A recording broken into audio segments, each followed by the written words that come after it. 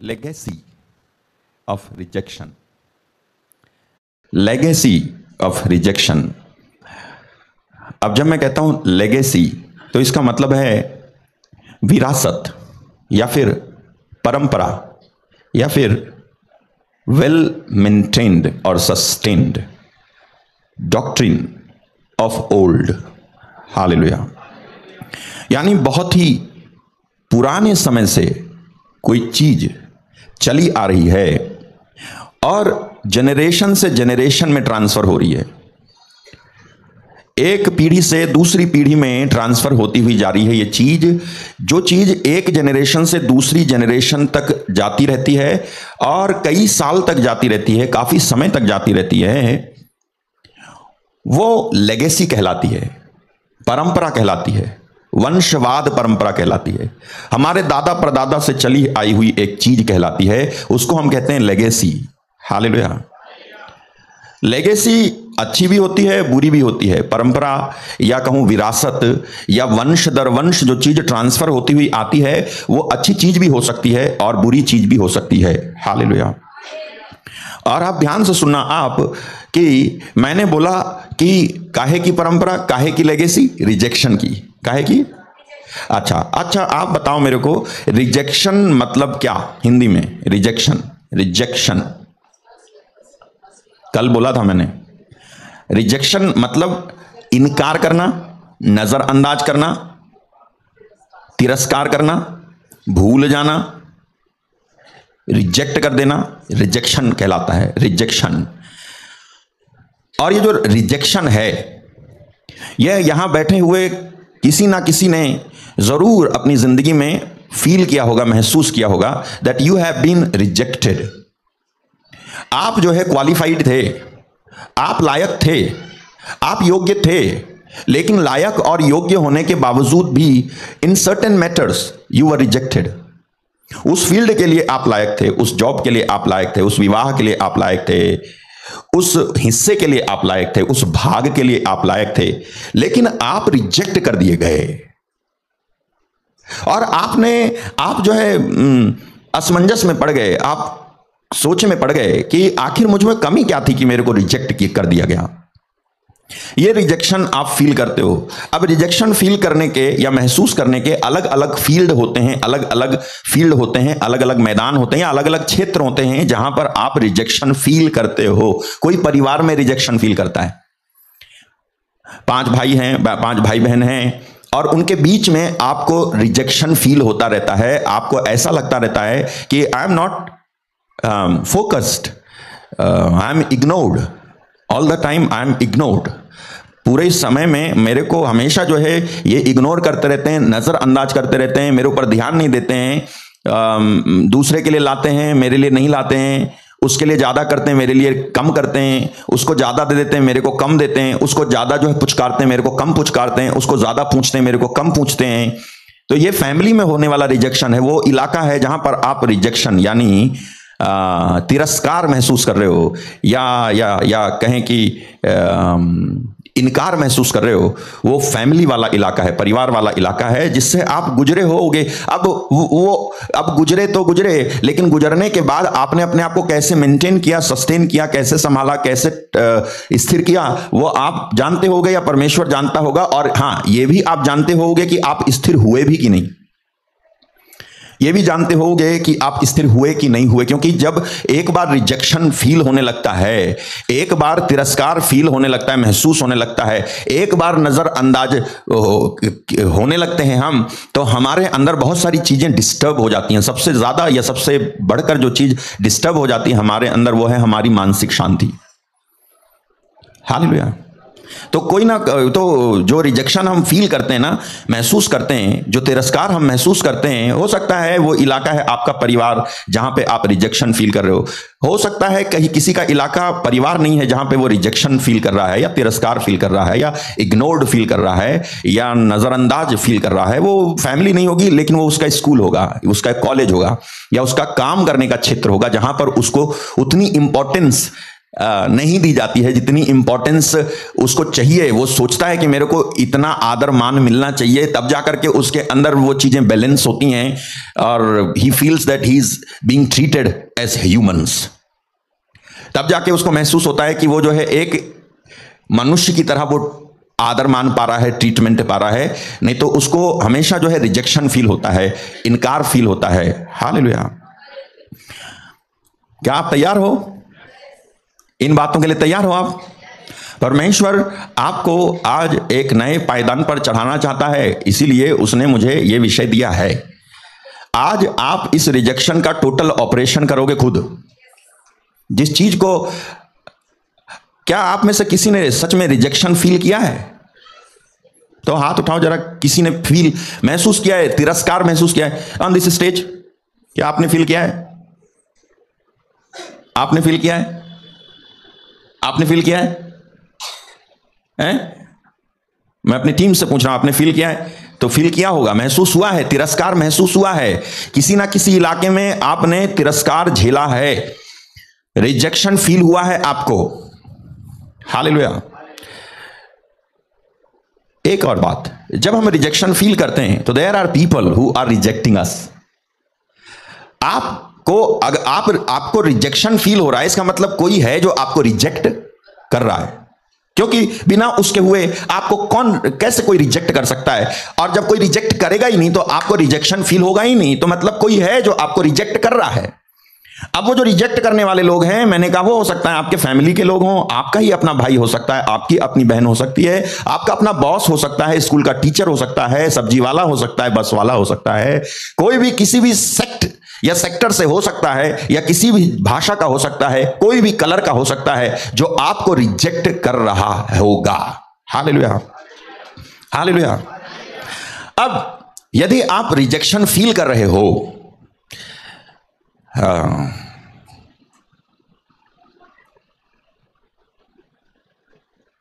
यदि आप rejection feel कर रहे हो, हाँ मैं जानता हूं यहां पर सब कोई जब रिजेक्शन फील कर रहा हो, कोई भी, तो आप क्या चाहते हो मालूम है? इंपॉर्टेंस। क्या चाहते हो? मुझे महत्व दिया जाए, या मेरे को समझा जाए, या मेरे बारे में सोचा जाए। आप कंफर्ट चाहते हो, आप चाहते हो कि आपको कंफर्ट किया जाए। जब आपको रिजेक्शन फील होता है तब। हालेलुया। लेकिन अगर मैं कहूं कि देयर आर समथिंग, कुछ बात है जिसकी वजह से आप रिजेक्शन फील कर रहे हो। हालेलुया। क्योंकि फॉलो करना ध्यान से, क्योंकि जो रिजेक्ट कर रहा है आपको, वो तब तक रिजेक्ट नहीं कर सकता है जब तक रिजेक्ट करने के लिए उसको मटेरियल प्रोवाइड ना किया गया हो। हालेलुया। क्या सुना आपने? जो आपको रिजेक्ट कर रहा है, नजरअंदाज कर रहा है, जो आपका तिरस्कार कर रहा है, वो आपका तिरस्कार तब तक कर नहीं सकता है जब तक उसको तिरस्कार करने के लिए मटेरियल, वस्तु नहीं दी गई हो। हालेलुया। तो जैसे तिरस्कार करने वाला तब तक आपको तिरस्कार नहीं कर सकता है जब तक उसके हाथ में मटेरियल नहीं दिया गया हो, उसी तरह से तिरस्कार महसूस करने वाले को तिरस्कार तब तक महसूस नहीं हो सकता है जब तक, आगे बोलो,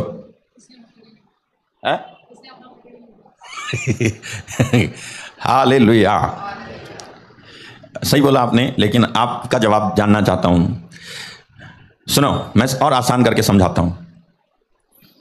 यह पत्थर है, ठीक है? ये क्या है? पत्थर है। इसे मैं आपकी तरफ फेंकूंगा तो आप इसे पकड़ोगे ना? हाँ तो कुछ तो करे बाबा, पकड़ोगे ना? फिर जब आप मेरी तरफ फेंकोगे तब तो मैं पकड़ूंगा। अगर मैंने आपकी तरफ नहीं फेंका होता तो आप क्या मेरी तरफ फेंक सकते थे? अगर कोई आपको रिजेक्ट कर रहा है तो उसे रिजेक्ट करने का मटेरियल आपने ही प्रोवाइड किया है।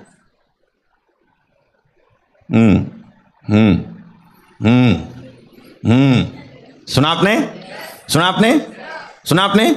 याद है यीशु मसीह ने क्या कहा मत्ती के सुसमाचार में? यीशु ने कहा कि गोल्डन रूल, यीशु मसीह ने कहा कि जैसा व्यवहार तुम दूसरों से अपने लिए चाहते हो वैसा ही तुम भी उनके लिए किया करो।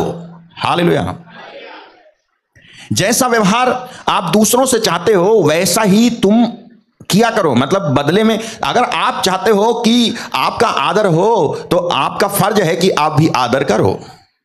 अगर आप चाहते हो कि आपको महत्व मिले तो आपका फर्ज है कि आप भी महत्व दो। अगर आप चाहते हो कि आपको सम्मान मिले तो आप भी सम्मान करो। यीशु मसीह ने कहा कि मिला वचन, जैसा व्यवहार तुम दूसरों से चाहते हो वैसा व्यवहार तुम भी उनके लिए किया करो। हालेलुया। सुना आपने?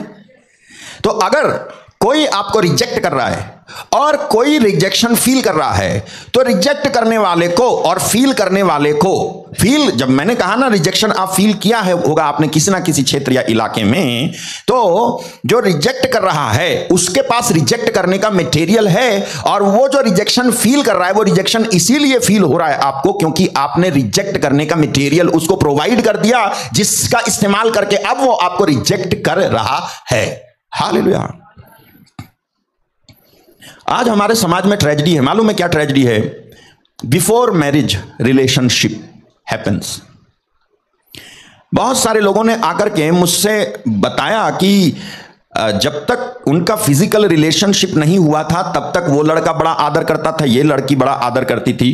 शिकायत एक ही पक्ष की ओर से होती है अक्सर, लेकिन वो बताते हैं कि जैसे ही ये चीज हो गई उसके बाद वो मुझे अब तुच्छ समझता है, वो मेरा आदर नहीं करता है, वो ऐसा समझता है वैसा समझता है और अब तो कहता है कि मैं तेरे से शादी भी नहीं करूंगा। बिल्कुल, क्यों करेगा वो शादी? शादी के बाद जो चीज उसको अनुभव होनी चाहिए थी वो अनुभव तुमने पहले शादी से पहले ही करा दी और कर भी ली, तो अब वो क्यों तुम्हारे अंदर इंटरेस्ट लेगा? तुम्हारा तिरस्कार नहीं करेगा तो और क्या करेगा वो? जो बाउंड्रीज हैं बाइबल के अंदर, उन बाउंड्रीज को पार करके जब आप और हम जिंदगी जीते हैं, आपको मालूम है कि हम सब लोग रिजेक्शन फील करते हैं।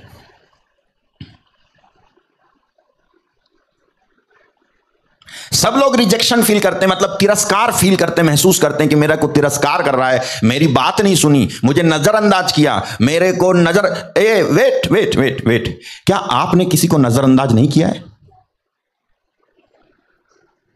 मैं कहता हूं आपने किसी मनुष्य को नजरअंदाज किया है ऐसा नहीं है, आपने परमेश्वर को ही नजरअंदाज किया जिसको कभी नजरअंदाज नहीं किया जाना चाहिए था। इसीलिए आज आप और मैं नजरअंदाज किए जा रहे हैं। हमने अपने रिजेक्ट करने वाले को मटेरियल खुद ही दिया है। अगर हमने परमेश्वर को नजरअंदाज नहीं किया होता तो इस धरती पर कोई इंसान आपको नजरअंदाज करने की हिमाकत तक नहीं कर सकता है। सब ऐसे करेंगे आपको, सब ऐसे हालेलुया सलाम करेंगे, आपको नमस्कार करेंगे।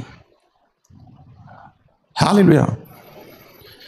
यदि आपने परमेश्वर को नजरअंदाज नहीं किया है और नहीं करते हो, इसके बावजूद भी कि जब हम विश्वास में आ जाते हैं, वचन सुन लेते हैं, आंसू बहे जाते हैं, आत्मा मिल जाता है, बाइबल पढ़ना शुरू कर देते हैं, घर में चले जाते हैं, सरमन खत्म, प्रार्थना खत्म, घर पहुंच गए, उसके बाद हम परमेश्वर को नजरअंदाज करना शुरू कर देते हैं।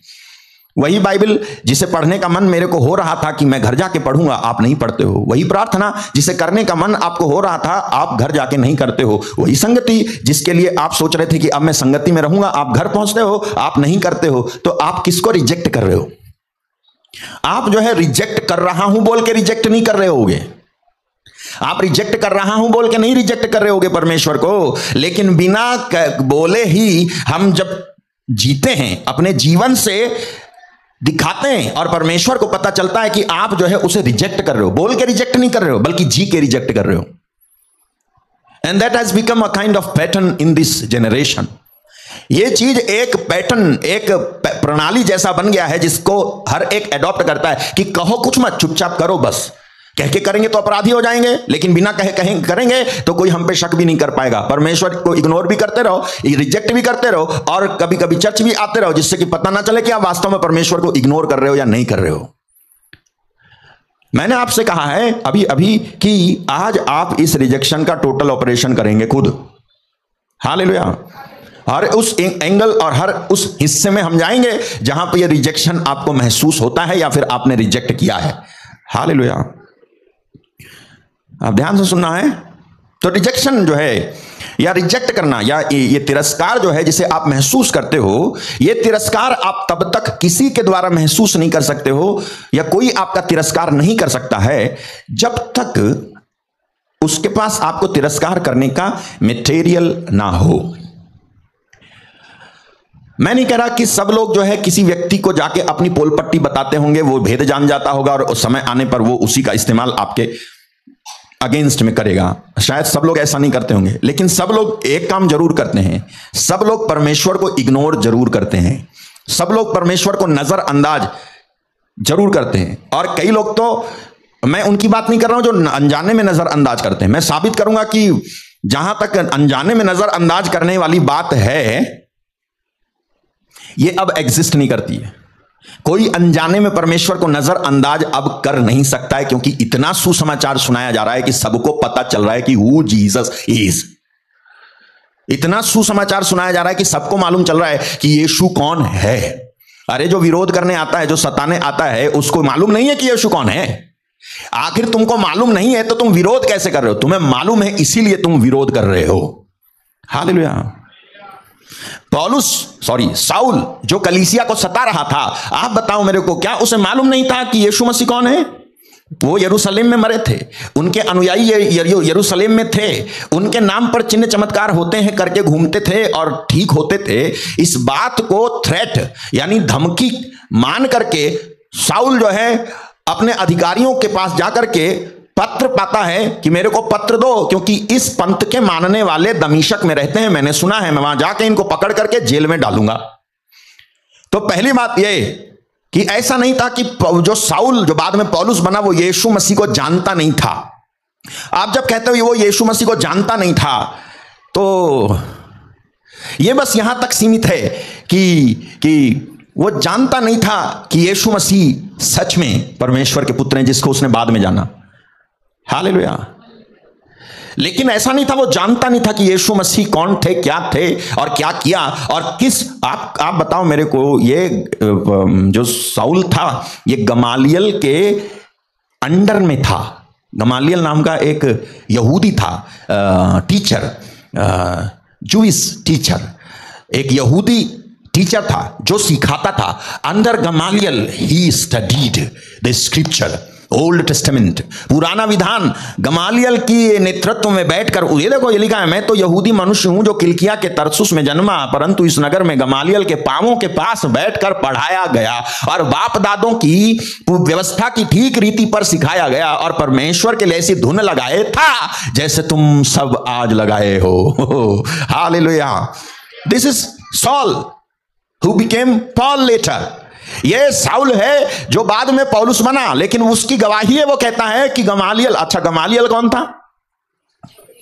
एक यहूदी था जो शास्त्री था, शास्त्री, शास्त्र करने वाले को शास्त्री बोलते हैं, स्कॉलर। देखो, परंतु गमालियल नामक एक फरीसी ने, जो व्यवस्थापक और सब लोगों में माननीय था, then stood there at one in the council a Pharisee named Gamaliel, a doctor of the law।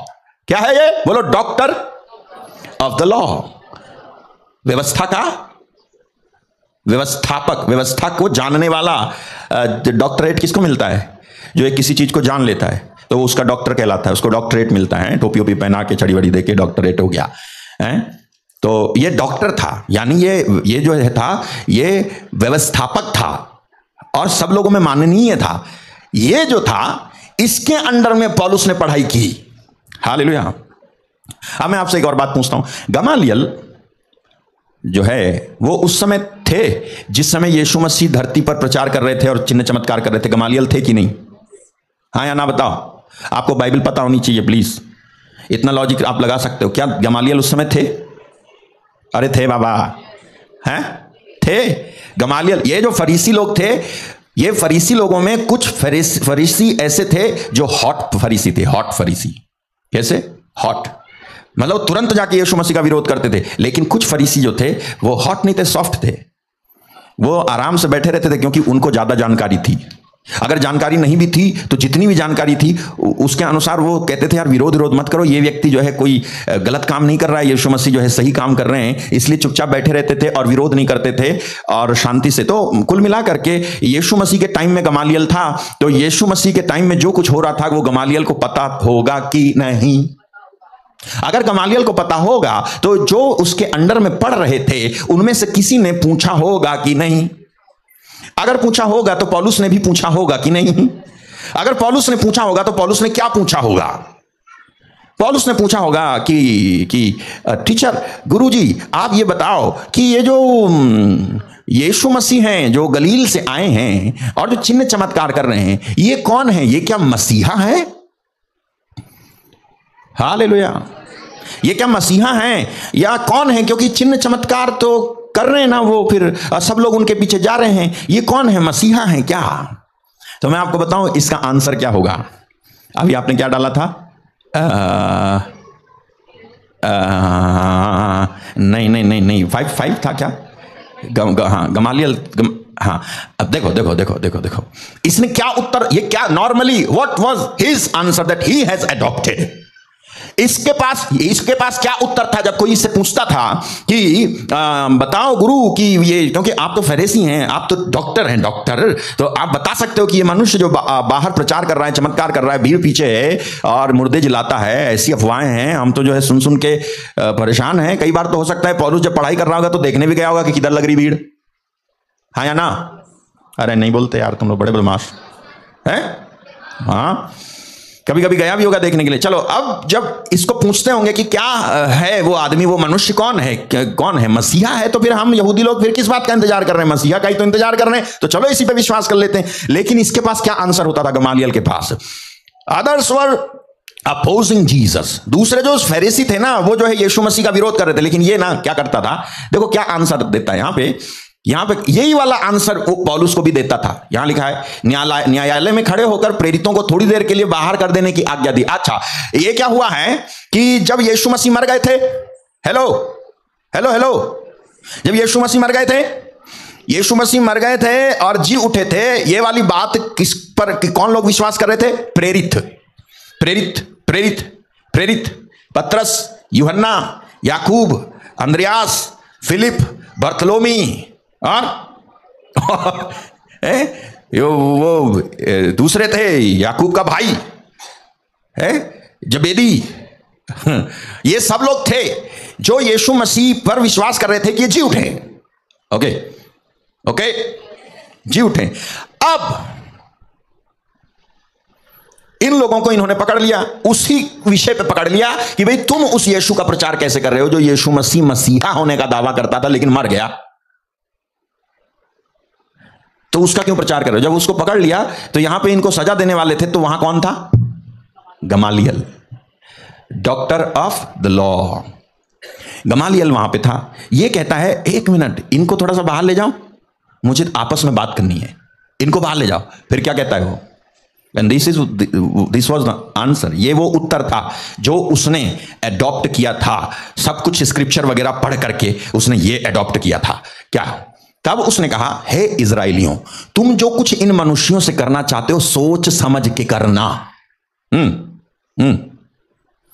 क्योंकि इन दिनों से पहले थियूदास ये कहता हुआ उठा कि मैं भी कुछ हूं, और कोई 400 मनुष्य उसके पीछे हो लिए, परंतु वो मारा गया और जितने लोग उसे मानते थे सब तितर बितर हुए और मिट गए। फिर उसके बाद नाम लिखवाई के दिनों में यहूदा गलीली उठा और कुछ लोग अपनी ओर कर लिए, वो भी नष्ट हो गया और जितने लोग उसे मानते थे वो भी तितर बितर हो गए।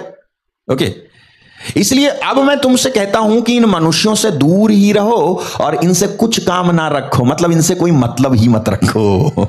इनसे दूर रहो, इनसे कोई मतलब मत रखो, क्योंकि यदि यह धर्म या काम मनुष्य की ओर से है तब तो मिट जाएगा, तब तो मिट जाएगा, परंतु यदि परमेश्वर की ओर से है तो तुम उन्हें कदापि मिटा ना सकोगे। कहीं ऐसा ना हो कि तुम परमेश्वर से भी लड़ने वाले ठहरो। तुम अगर ये परमेश्वर की ओर से हैं, ये जो कर रहे हैं ये प्रेरित लोग, अगर परमेश्वर की ओर से है तो तुम उन्हें, वो कह रहा है, कदापि मिटा ना सकोगे। Hallelujah. But if it be of God ये कैन नॉट ओवरथ्रो इट। तुम इसको मिटा नहीं सकते, फेंक नहीं सकते, खत्म नहीं कर सकते अगर ये परमेश्वर की ओर से है। ये उत्तर था गमालियल का, जो पौलुस को देता था कि पौलुस वो जो कुछ भी है अगर परमेश्वर की ओर से है तो उससे हम रोक नहीं सकते हैं। हालेलुया। तू अपनी पढ़ाई कर चुपचाप। सुना आपने? सुना आपने? तू अपनी पढ़ाई कर चुपचाप। वो क्या, वो मसीहा है या मसीहा नहीं है, या साधारण व्यक्ति है या कौन है या क्या है, देख जहां तक मैं समझता हूं अगर परमेश्वर की ओर से तो हम उसे रोक नहीं सकते, हम उसके खिलाफ में लड़ नहीं सकते हैं। हालेलुया। यहां तक तो ठीक है। लेकिन यही साउल जब पढ़ाई हो गई इसकी, सुनो, आपने देखा है कई बार जब लोग पढ़ते रहते हैं तो बड़े विनम्र रहते हैं, बड़े विनम्र दिखते हैं। जब कॉलेज में होते हैं, जब स्कूल में होते हैं, मेरे ख्याल में स्कूल में ही उनका घमंड दिखना शुरू हो जाता है, कॉलेज में तो कुछ ज्यादा ही दिखता है बाद में। लेकिन जब स्कूल में पढ़ते हैं तो थोड़े से विनम्र होते हैं। जब वो भी स्कूल में छोटी क्लास में पढ़ते हैं तो थोड़े से डिसेंट और सभ्य और मम्मी पापा और आदर करना, इज्जत करना। लेकिन जैसे जैसे वो क्लासेस उनकी बढ़ती जाती है वैसे वैसे घमंड भी उनका बढ़ता चला जाता है। जैसे जैसे वो जो है एग्जाम में सफलता पाते हैं, वो फर्स्ट आ गए, वो सेकंड आ गए, वो थर्ड आ गए, वो ज्यादा पढ़ाकू हैं और उनका फेवर अगर ज्यादा हो रहा है कॉलेज या स्कूल के अंदर, नॉर्मली जो है उनको उनके ऊपर जो है सींग निकल आते हैं और वो किसी को कुछ नहीं समझते हैं और कहते हैं ये सींग जो निकले तेरे पेट में घुसा दूंगा, ज्यादा बात मत करना मेरे से। इस तरह के जो है घमंड उनके अंदर दिखाई देने लगता है। जब तक पढ़ते हैं तब तक नॉर्मल रहते हैं, लेकिन जैसे ही पढ़ लिख जाते हैं और बाहर हो गए तो वो दूसरों पे रुआब जमाने लगते हैं, धौंस जमाने लगते हैं और दूसरी चीजें करने लगते हैं। ऐसा ही कुछ हुआ पौलुस के साथ में। जब तक ये पढ़ाई कर रहा था अंडर गमालियल, वो ठीक था, ओके कर रहा था, लेकिन जैसे ही उसकी पढ़ाई कंप्लीट हो गई वो एक ऐसे ग्रुप के संपर्क में आता है जो कि फरीसियों का ग्रुप था। वो पढ़ चुका था, या उस गमालियल से जो उसका गुरु था सुन चुका था कि भाई अगर वो परमेश्वर की ओर से तो होने दो, अगर परमेश्वर की ओर से नहीं है तो लड़ो मत, अपने आप वो खत्म हो जाएगा। ये चीज ये सुन चुका था, लेकिन उसके बाद भी इसने इस बात को एडमिट नहीं किया कि ये अपने आप खत्म हो जाएं, क्योंकि इसने एक चीज नोटिस की कि इस पंथ को मानने वाले हर जगह होते जा रहे हैं। सुन रहे हो? बजाय ये स्वीकार करने के कि ये तो फिर इसका मतलब परमेश्वर की ओर से हैं, वो जो है ये जानते हुए कि ये परमेश्वर की ओर से हैं इसीलिए तो बढ़ रहे हैं। हेलो, वो जानते हुए कि ये परमेश्वर की ओर से हैं, वो ना केवल यरूशलेम में थे बल्कि यरूशलेम से फैल के दमिश्क तक पहुंच गए थे। कौन?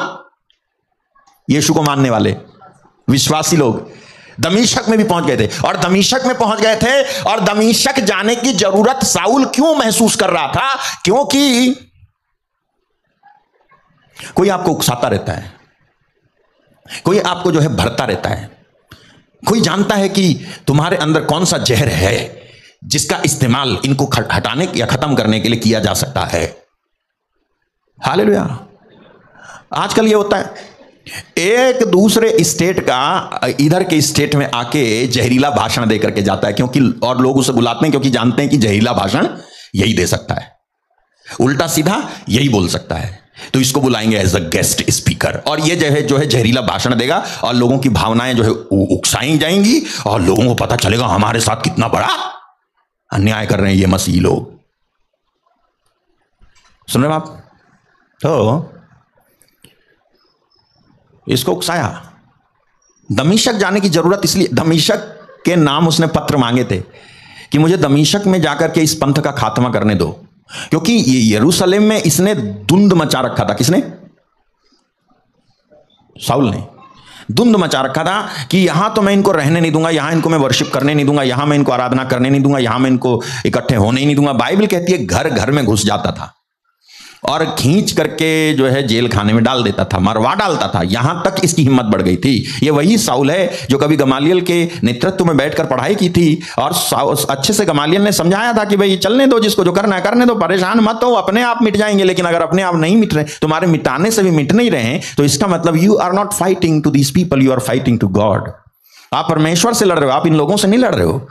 लेकिन इसको समझ में नहीं आया, बोले मैं तो मिटा के रहूंगा। मतलब ये देख रहा है कि ये यरूशलेम से दमिश्क में पहुंच गए और वहां पर रह रहे हैं, तो भी जो है ये जो है रिजेक्ट कर रहा है नोइंगली, यानी जान करके कि यीशु मसीह कौन है, जान करके कि यीशु के चेले कौन हैं, जान करके। क्या ये पौलुस उस दिन जिस दिन स्तेफनुस की जान जा रही थी, यही साउल वहां पे खड़ा नहीं था? जो लोग कपड़े उतार कर पत्थर मार रहे थे, जानते हो वहां पर ये खड़ा था कि नहीं खड़ा था? उसको मरता हुआ देख रहा था कि नहीं देख रहा था? और मरते मरते जो कुछ वो कह रहा था, इस साउल ने सुना था कि नहीं सुना था? फिर तुम्हारी हिम्मत कैसे हुई दमिश्क जाने की और इन लोगों को सताने की? यानी एक उस तरह से मरते हुए व्यक्ति के शब्दों से भी तुम्हारे ऊपर कोई फर्क नहीं पड़ा? ऐसा नहीं था। It was not the matter of ignorance. सुन रहे हो? ये इग्नोरेंस का मैटर था ही नहीं भाई, इग्नोर करने वाला मैटर था ही नहीं। ये जो है इसने डिसाइड किया कि मैं इस मसीहा को जानना ही नहीं चाहता हूं। Hallelujah, hallelujah. इसने तय किया, इसने इग्नोर नहीं किया, इग्नोर भर नहीं किया, उससे भी एक कदम आगे बढ़कर के इसने तय किया कि मैं इस मसीहा को जानना ही नहीं चाहता हूं। जब वो स्तेफनुस प्रभु का प्रेरित मर रहा है, शब्द कह रहा है कि पिता इनके पाप इन पर मत लगाना, और ये वहां पर था। हालेलुया। तो भी इसके ऊपर कोई असर नहीं पड़ रहा है। और ये 9वें अध्याय में मेरे ख्याल में वो जो है पत्र मांगता है दमिश्क जाने के लिए, मैं जाऊंगा और वहां पर भी इनको छोड़ूंगा नहीं। तो आप मेरे को बताओ कि क्या साउल यीशु को नहीं जानता था? मैं आपको बताऊं, अगर साउल 8वें अध्याय में बिना यीशु मसीह से एनकाउंटर किए मर जाता तो स्वर्ग जाता कि नरक? क्या बोले? पक्का पक्का? कैसे कह रहे हो कि नरक जाता? अगर साउल 8वें अध्याय में मर जाता और उसका यीशु मसीह से एनकाउंटर नहीं हुआ होता, उसने देखा नहीं होता, यीशु मसीह को जाना नहीं होता प्रॉपरली, और वो मर जाता, तो वो नरक जाता कि स्वर्ग जाता? हैं? हैं? हैं? हाँ, वही मैं कह रहा हूं कि नरक जाता कि स्वर्ग है? नरक जाता। किधर? नरक क्यों जाता? क्योंकि he had enough knowledge about Jesus though he was ignoring. he decided, उसने तय किया मैं इस यीशु मसीह को जानना नहीं चाहता हूं। हालेलुया। एक कुछ ऐसा है, आपने देखा है किसी के सामने को तुम लाओ कुछ दिखाने को है, लो देखो, तो कहता है हटाया, लो देखो हटाया, लो देखो हटाया। ऐसा नहीं है कि उसे मालूम नहीं है कि आप उसे कुछ दिखाना चाहते हो, बल्कि ऐसा है कि उसने डिसाइड कर लिया है कि उसे देखना ही नहीं है। सुना आपने? सुना आपने?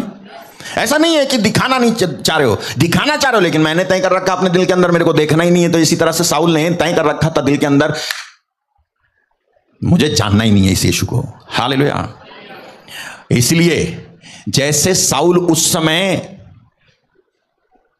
बिना एक्सक्यूज के था, वैसे ही आज के समय में लोग बिना एक्सक्यूज के हैं। मैं आज आपसे कहता हूं, अगर यीशु आज आ जाएं तो किसी के पास बहाना नहीं है ये कहने का कि अरे हम तो जानते ही नहीं थे यीशु मसीह कौन है, सब पढ़ के बैठे ईसा पूर्व ईसा पश्चात, तुम कहते कैसे तुम्हें मालूम नहीं? हालेलुया। परमेश्वर के लिए ये दुनिया आज तैयार है कि स्वर्गदूतों को भेज करके अपने लोगों को उठा ले और बाकी बचे हुए घास फूस को आग में जला दे। परमेश्वर के पास ये हक है, वो कर सकता है। कोई नहीं कह सकता मैं नहीं जानता हूं। बात यह है कि हम जानबूझ करके जो हम जानते हैं उसे और हम जानना नहीं चाहते हैं। मैंने बंद कर लिया अपने आप को, मैं नहीं जानना चाहता, अब बंद करो, मेरे को नहीं सुनना है। हालेलुया। ऐसे ही आज के समय में लोग बिना एक्सक्यूज के हैं, उनके पास कोई एक्सक्यूज नहीं, कोई बहाना नहीं है कि हम नहीं जानते, सब जानते हैं। घर में टीवी है, तुम भले ही जो है यीशु मसीह को नहीं मानते, लेकिन तुम्हारे टीवी पे कभी ना कभी चैनल आ ही जाता है कोई बात आ ही जाती, तुम्हारे शहर में कभी ना कभी कोई प्रभु का दास आ ही जाता है, उसका पोस्टर लगा हुआ तुम्हें दिख ही जाता है। तुम कभी ना कभी जो है ऐसे मित्र, ऐसे दोस्त या ऐसे बहन के संपर्क में आते हो, या काम करने वाले के संपर्क में आते हो, या कोई ड्राइवर होता है जो कम से कम मसीह को जानता है और तुम्हें मालूम है, तो तुम मालूम होते हुए भी और जानना नहीं चाहते हो, क्योंकि तुमने जो है तय कर लिया है कि मुझे जानना नहीं है। ऐसी स्थिति में परमेश्वर को पूरा हक है कि अपनी हंसिया चला के अपनी फसल काट ले, लेकिन दयावान बना हुआ है और मौका दे रहा है। तो आई कंक्लूड कि पौलुस ये साउल जानता था यीशु मसीह को, ऐसा नहीं था कि वो नहीं जानता था। Hallelujah. You can not reject someone unless you know him. आप किसी को कैसे रिजेक्ट कर सकते हो जब तक कि आप उसे जानते ना हो। सुनो, रोड पे कोई जा रहा है और तुम रोड पे वो जा रहा है और तुम खड़े खड़े कहो मैं रिजेक्ट करता हूं उसे, तो तुम्हारे रिजेक्ट करने से उस पर क्या असर पड़ रहा है? अरे कोई असर नहीं पड़ रहा। तेरे रिजेक्ट करने का आर भी वहां नहीं पहुंच रहा, वो अपनी मस्ती में धुन में जा रहा है। तेरे रिजेक्ट करने से क्या हो रहा है उसको? तुम उसी को रिजेक्ट कर सकते हो जिसे तुम जानते हो, जो तुम्हारे करीब आया हो, जो तुम्हारी आंखों के सामने आया हो, जो जिसको तुमने अनुभव किया या जिसको तुमने सुना, जो तुम्हारे संपर्क में आया, उसी को तुम रिजेक्ट कर सकते हो। हालेलुया। सुन रहे हो आप? सुन रहे हो आप?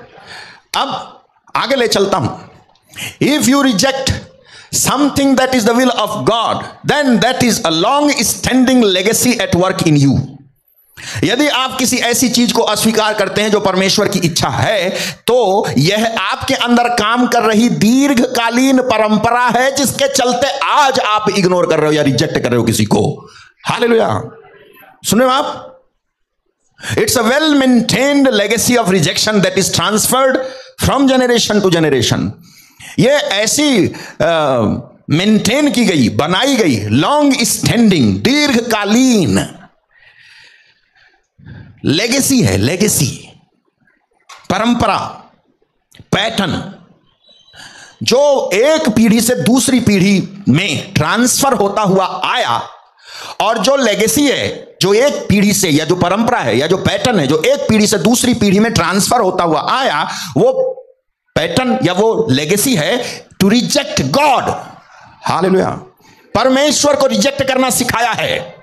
ये है ये वाली परंपरा जिसमें लोगों ने परमेश्वर को रिजेक्ट करना सीखा है। मैं आपको बताऊंगा। मैं ले चलता हूं आपको वचन में। पहला शमूएल 8 अध्याय 7 और 8। फर्स्ट शमूएल चैप्टर 8 वर्स 7 and 8। क्या लिखा है वहां? यहां लिखा है, और यहोवा ने शमूएल से कहा, वे लोग जो कुछ तुझसे कहें उसे मान ले, क्योंकि उन्होंने तुझको नहीं परंतु मुझी को निकम्मा जाना है। इंग्लिश में क्या लिखा हुआ है? And the Lord said unto शमूएल, hearken unto the voice of the people in all that they say unto thee, for they have not rejected thee, but they have rejected me। Hallelujah. जिससे कि मैं उनका राजा ना रहूं। उन्होंने तुझे इनकार नहीं किया है शमूएल, उन्होंने मुझे इनकार किया है। तुझे इनकार नहीं किया है शमूएल। It is sudden for you, not for me. ये अचानक से तेरे लिए है, ये अचानक से मेरे लिए नहीं है, क्योंकि मैं जानता हूं ये कब से रिजेक्ट करना सीखें। सुन रहे हो? आगे क्या कहते हैं प्रभु? कहते हैं, जैसे जैसे काम वे उस दिन से, जब से मैं उन्हें मिस्र से निकाल लाया, आज के दिन तक करते आए हैं कि मुझको त्याग कर पराये देवताओं की उपासना करते आए हैं, वैसे ही वे तुझसे भी करते हैं। देखो, वो कह रहे हैं, यीशु परमेश्वर कह रहे हैं शमूएल से कि शमूएल, ये तेरे लिए जो है शायद आश्चर्यजनक हो सकता है कि इन्होंने कैसे परमेश्वर को अपना राजा होने के लिए इनकार कर दिया, लेकिन मेरे लिए नहीं है। क्यों मेरे लिए नहीं है? क्योंकि मैं जानता हूं कि ये किसके बच्चे हैं। मैं इनकी पीढ़ी को जानता हूं, मैं इनकी जड़ जानता हूं कि ये किधर से आ रहे हैं। ये वाला नेचर, ये वाला जो एडॉप्शन है, ये किधर से गोद लेकर के आ रहे हैं। ये चीज कहां से गोद ली गई है कि परमेश्वर को अपना राजा होने के लिए रिजेक्ट कर दो। वो कह रहा है, according to all the works which they have done since the day that I brought them up out of Egypt. क्या बोल रहे परमेश्वर?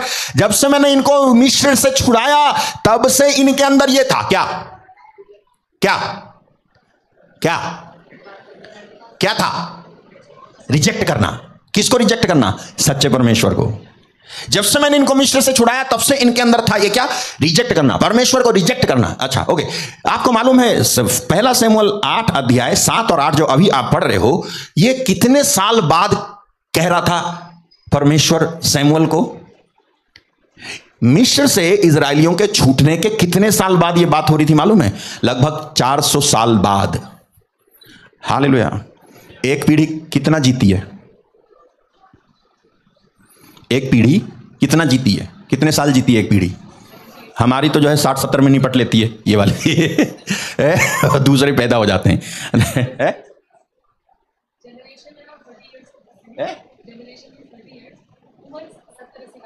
हाँ, तो आपने तो कम कर दिया है। एक जो पीढ़ी है वो कितने साल तक सरवाइव होती है? 60 साल।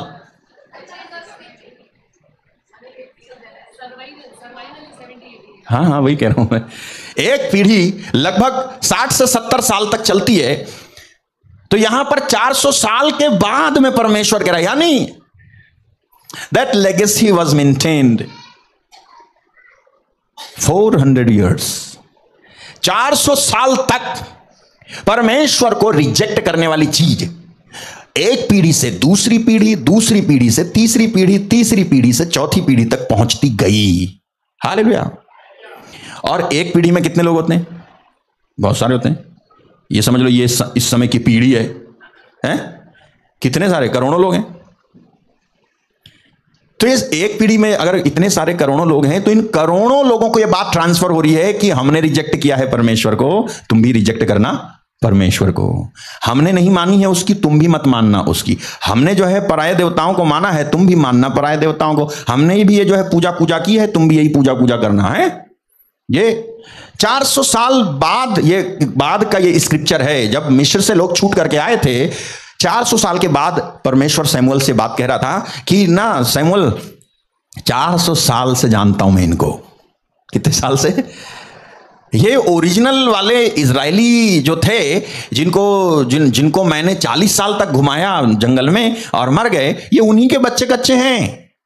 और ये जो है वही वाला नेचर ब्लड में जो है अडॉप्ट करते हुए लेकर के अभी तक आए हैं कि ये जो है आज तुझसे कहते हैं कि हमारे ऊपर राज्य करने के लिए राजा तैनात कर, क्योंकि वो तुझे नहीं, मुझे रिजेक्ट करने। और ये चीज तो मैं कब से जानता हूं, ये शुरू से इतने साल से मेरे को रिजेक्ट करते आ रहे हैं। हालेलुया।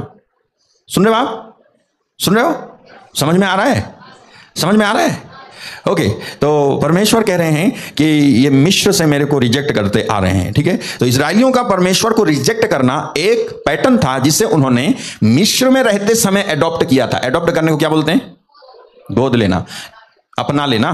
गोद लेना, अपना लेना, अपनी गोद में रख लेना, कलेजे में रख लेना, दिल में रख लेना। तभी तो तुम अडॉप्ट करते हो किसी बच्चे को, कलेजा बना लेते हो उसको। ओके। तो अपना लेना, तो अडॉप्ट कर लिया इन्होंने। कहां से अडॉप्ट किया? मिस्र से। Hallelujah.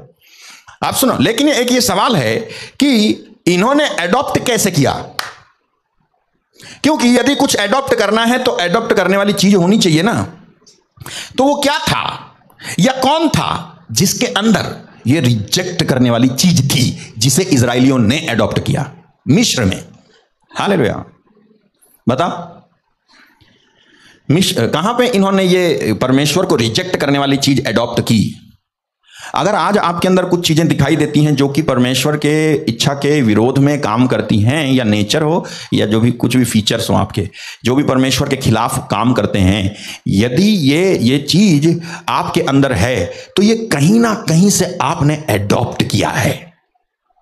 Hallelujah. There should be a first person to teach you that you may adopt. सुना आपने? कोई व्यक्ति होना चाहिए आपको सिखाने वाला कि आप उसको एडॉप्ट करो। मैं आपको बताता हूं, मेरा एक दोस्त था, नाम था मनोज। जब हम पढ़ते थे स्कूल में, कॉलेज में तो कभी गए ही नहीं हम सीधे जो है यूनिवर्सिटी में घुस गए।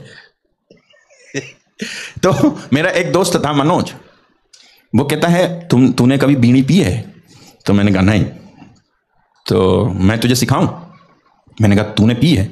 बोले नहीं, मैं भी तेरे साथ सीखूंगा, मैं भी तुझे सिखाऊंगा। आप सोचो कितनी ट्रेजेडी हो सकती है जब ये सिखाने वाला खुद सीख रहा है। तो उसने क्या करा, उसने पेपर फाड़ा कॉपी में से और उसको रोल किया है और उसको इतनी बड़ी बीड़ी बनाई। मैंने कहा इतनी बड़ी? बोले नहीं, इसमें टुकड़े करेंगे ना, हम 3-4 है ना, मैं, मेरा भाई और वो एक और उसका भाई था बिरजू, तो वो सब मिल करके बोले चलो तो ले लो, हाँ माचिस से जला लो, हाँ अब इसको थोड़ा सा पहले ही तुरंत धुआं अंदर जाएगा तो खांसी आ जाएगी, तो खींचो, तो जला ली। अब हमने खींचा थोड़ा सा, जैसे थोड़ा सा खींचा, नाक से धुआं, आंख में धुआं, फिर वही वाला धुआं, फिर नाक में धुआं। हमने कहा बाढ़ में जाए बीड़ी पीना, मैं नहीं पीऊंगा बीड़ी, बाढ़ में से, तो छोड़ दिया वो। मतलब मैं आपको क्या सिखाना चाह रहा हूं, क्या बताना चाह रहा हूं, ये व्यक्ति हमको बीड़ी पीना सिखा रहा है। क्या ना वो खुद पी पाया ना हमें सिखा पाया, इसलिए ये लेसन अधूरा रह गया। तो बोलता है कि मैं अब असली वाली बीड़ी अपने गांव में पीना सीखूंगा, उसके बाद तुमको सिखाऊंगा। तो हमने कहा ठीक है ठीक है। हम स्कूल में थे 8वीं में तो जो है ये सिखा रहा है। अभी देखो, अगर वो वो सीखा हुआ होता तो वो मुझे सिखा देता, और जैसी वो मुझे सिखा देता बीड़ी पीना मैंने अडॉप्ट कर लिया होता कि नहीं है। आप मेरे को बता सकते हो आप में से कितने लोग माता के गर्भ में से बीड़ी पीते हुए बाहर आए? आप मेरे को बता सकते हो कितने लोग आप में से माता के गर्भ में से तंबाकू ऐसे मसलते हुए बाहर आए? हेलो मम्मी बता सकते हो? बता सकते हो कितने लोग जो है माता के गर्भ में से मिनी शराब की बोतल मुंह में लगा के बाहर आए? मिनी, कोई बता सकता है? सब कहां पे तुम सीखे? यहीं पे सीखे। मतलब आप कुछ भी सीख तब तक नहीं सकते हो जब तक पहले आप उसे बोलो, हाँ, अपनाओ ना, कलेजे से लगाओ ना, तब तक वो चीज सीखी नहीं जा सकती है। हालेलुया। जब तक तुम्हारे अंदर उसके लिए वो क्या बोलते हैं, क्रेज ना हो, क्रेज, तब तक आप वो चीज सीख नहीं सकते हो। चाहे भले ही इंजीनियरिंग हो तो भी क्रेज होता है, सोच होती है, इंस्पिरेशंस होते हैं उस चीज को सीखने के लिए। देखा होता है, इंस्पायर्ड होते हैं हम, आग लगी होती है, हमें ये सीखना है, हमें ये करना है। उसने जो है ऐसा मारा, अब मैं भी मारूंगा, मेरे को जो है, आप समझ रहे हो? नहीं समझ रहे? ओ नहीं समझ रहे? मेरे को मालूम है आप समझ रहे हो। हालेलुया। तो आप कैसे जो है ये चीजें जो है सीख जाते हो? पहले आप इसे अडॉप्ट करते हो। तो there should be a person to teach you. कोई होना चाहिए तभी तो तुम सीखोगे। अगर कोई सिखाने वाला नहीं है तो आप कैसे सीखोगे? हैं? अरे नहीं, कोई सिखाने वाला होता है, उसको आप फॉलो करते हो तब जाके आप सीखते हो। तो जब मिस्र से, बाइबल कहती है, परमेश्वर कहते हैं मिस्र में से, जब ये द वेरी फर्स्ट डे जब मैं इनको निकाल के लाया, ये उसी समय से मेरे को रिजेक्ट कर रहे हैं। इसका मतलब a person should be in Egypt to teach them how to reject God. Hallelujah.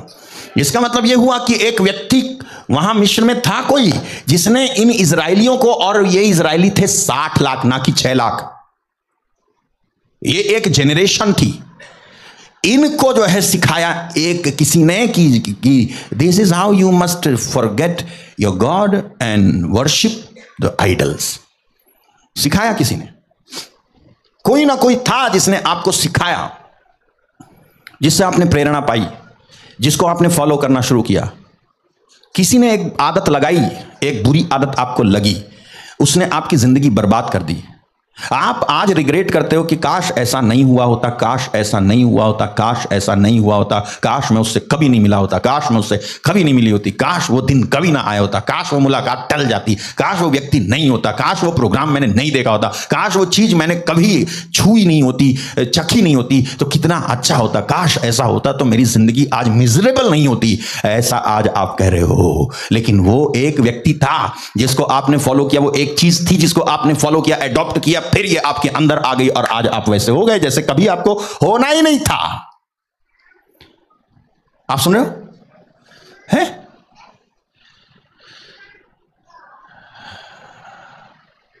मेरे भाई, मेरी बहन, मैं आपको एक गुड न्यूज देना चाहता हूं। परमेश्वर सब कुछ बदल सकता है। जो कुछ भी आप सीख गए और उसकी वजह से जो ट्रेजेडी हो गई या आ गई, परमेश्वर सब कुछ बदल सकता है। मैं कहूं तो मुझे याद है कोई कहते थे, हमेशा कहते थे, God can return you everything, even your virginity.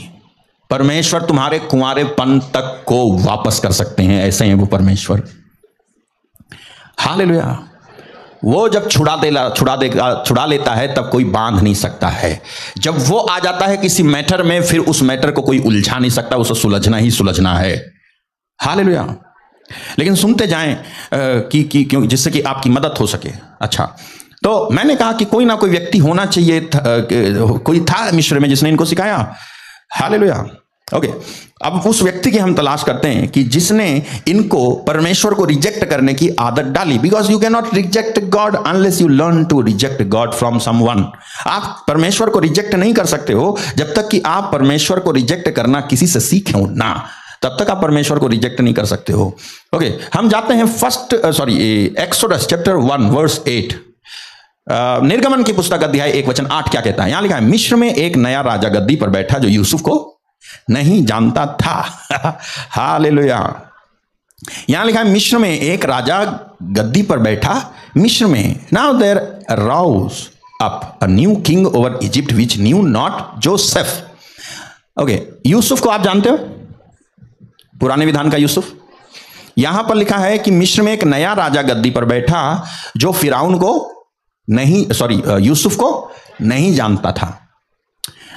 Okay,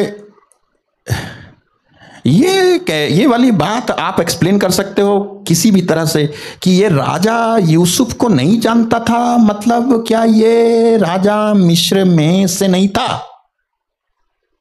hello hello. अगर मैं यहां रहता हूं, इधर यहां आपके पड़ोस में रहता हूं, तो मैं आपको जानूंगा कि नहीं जानूंगा? आप जो काम करोगे मैं जानूंगा कि नहीं जानूंगा?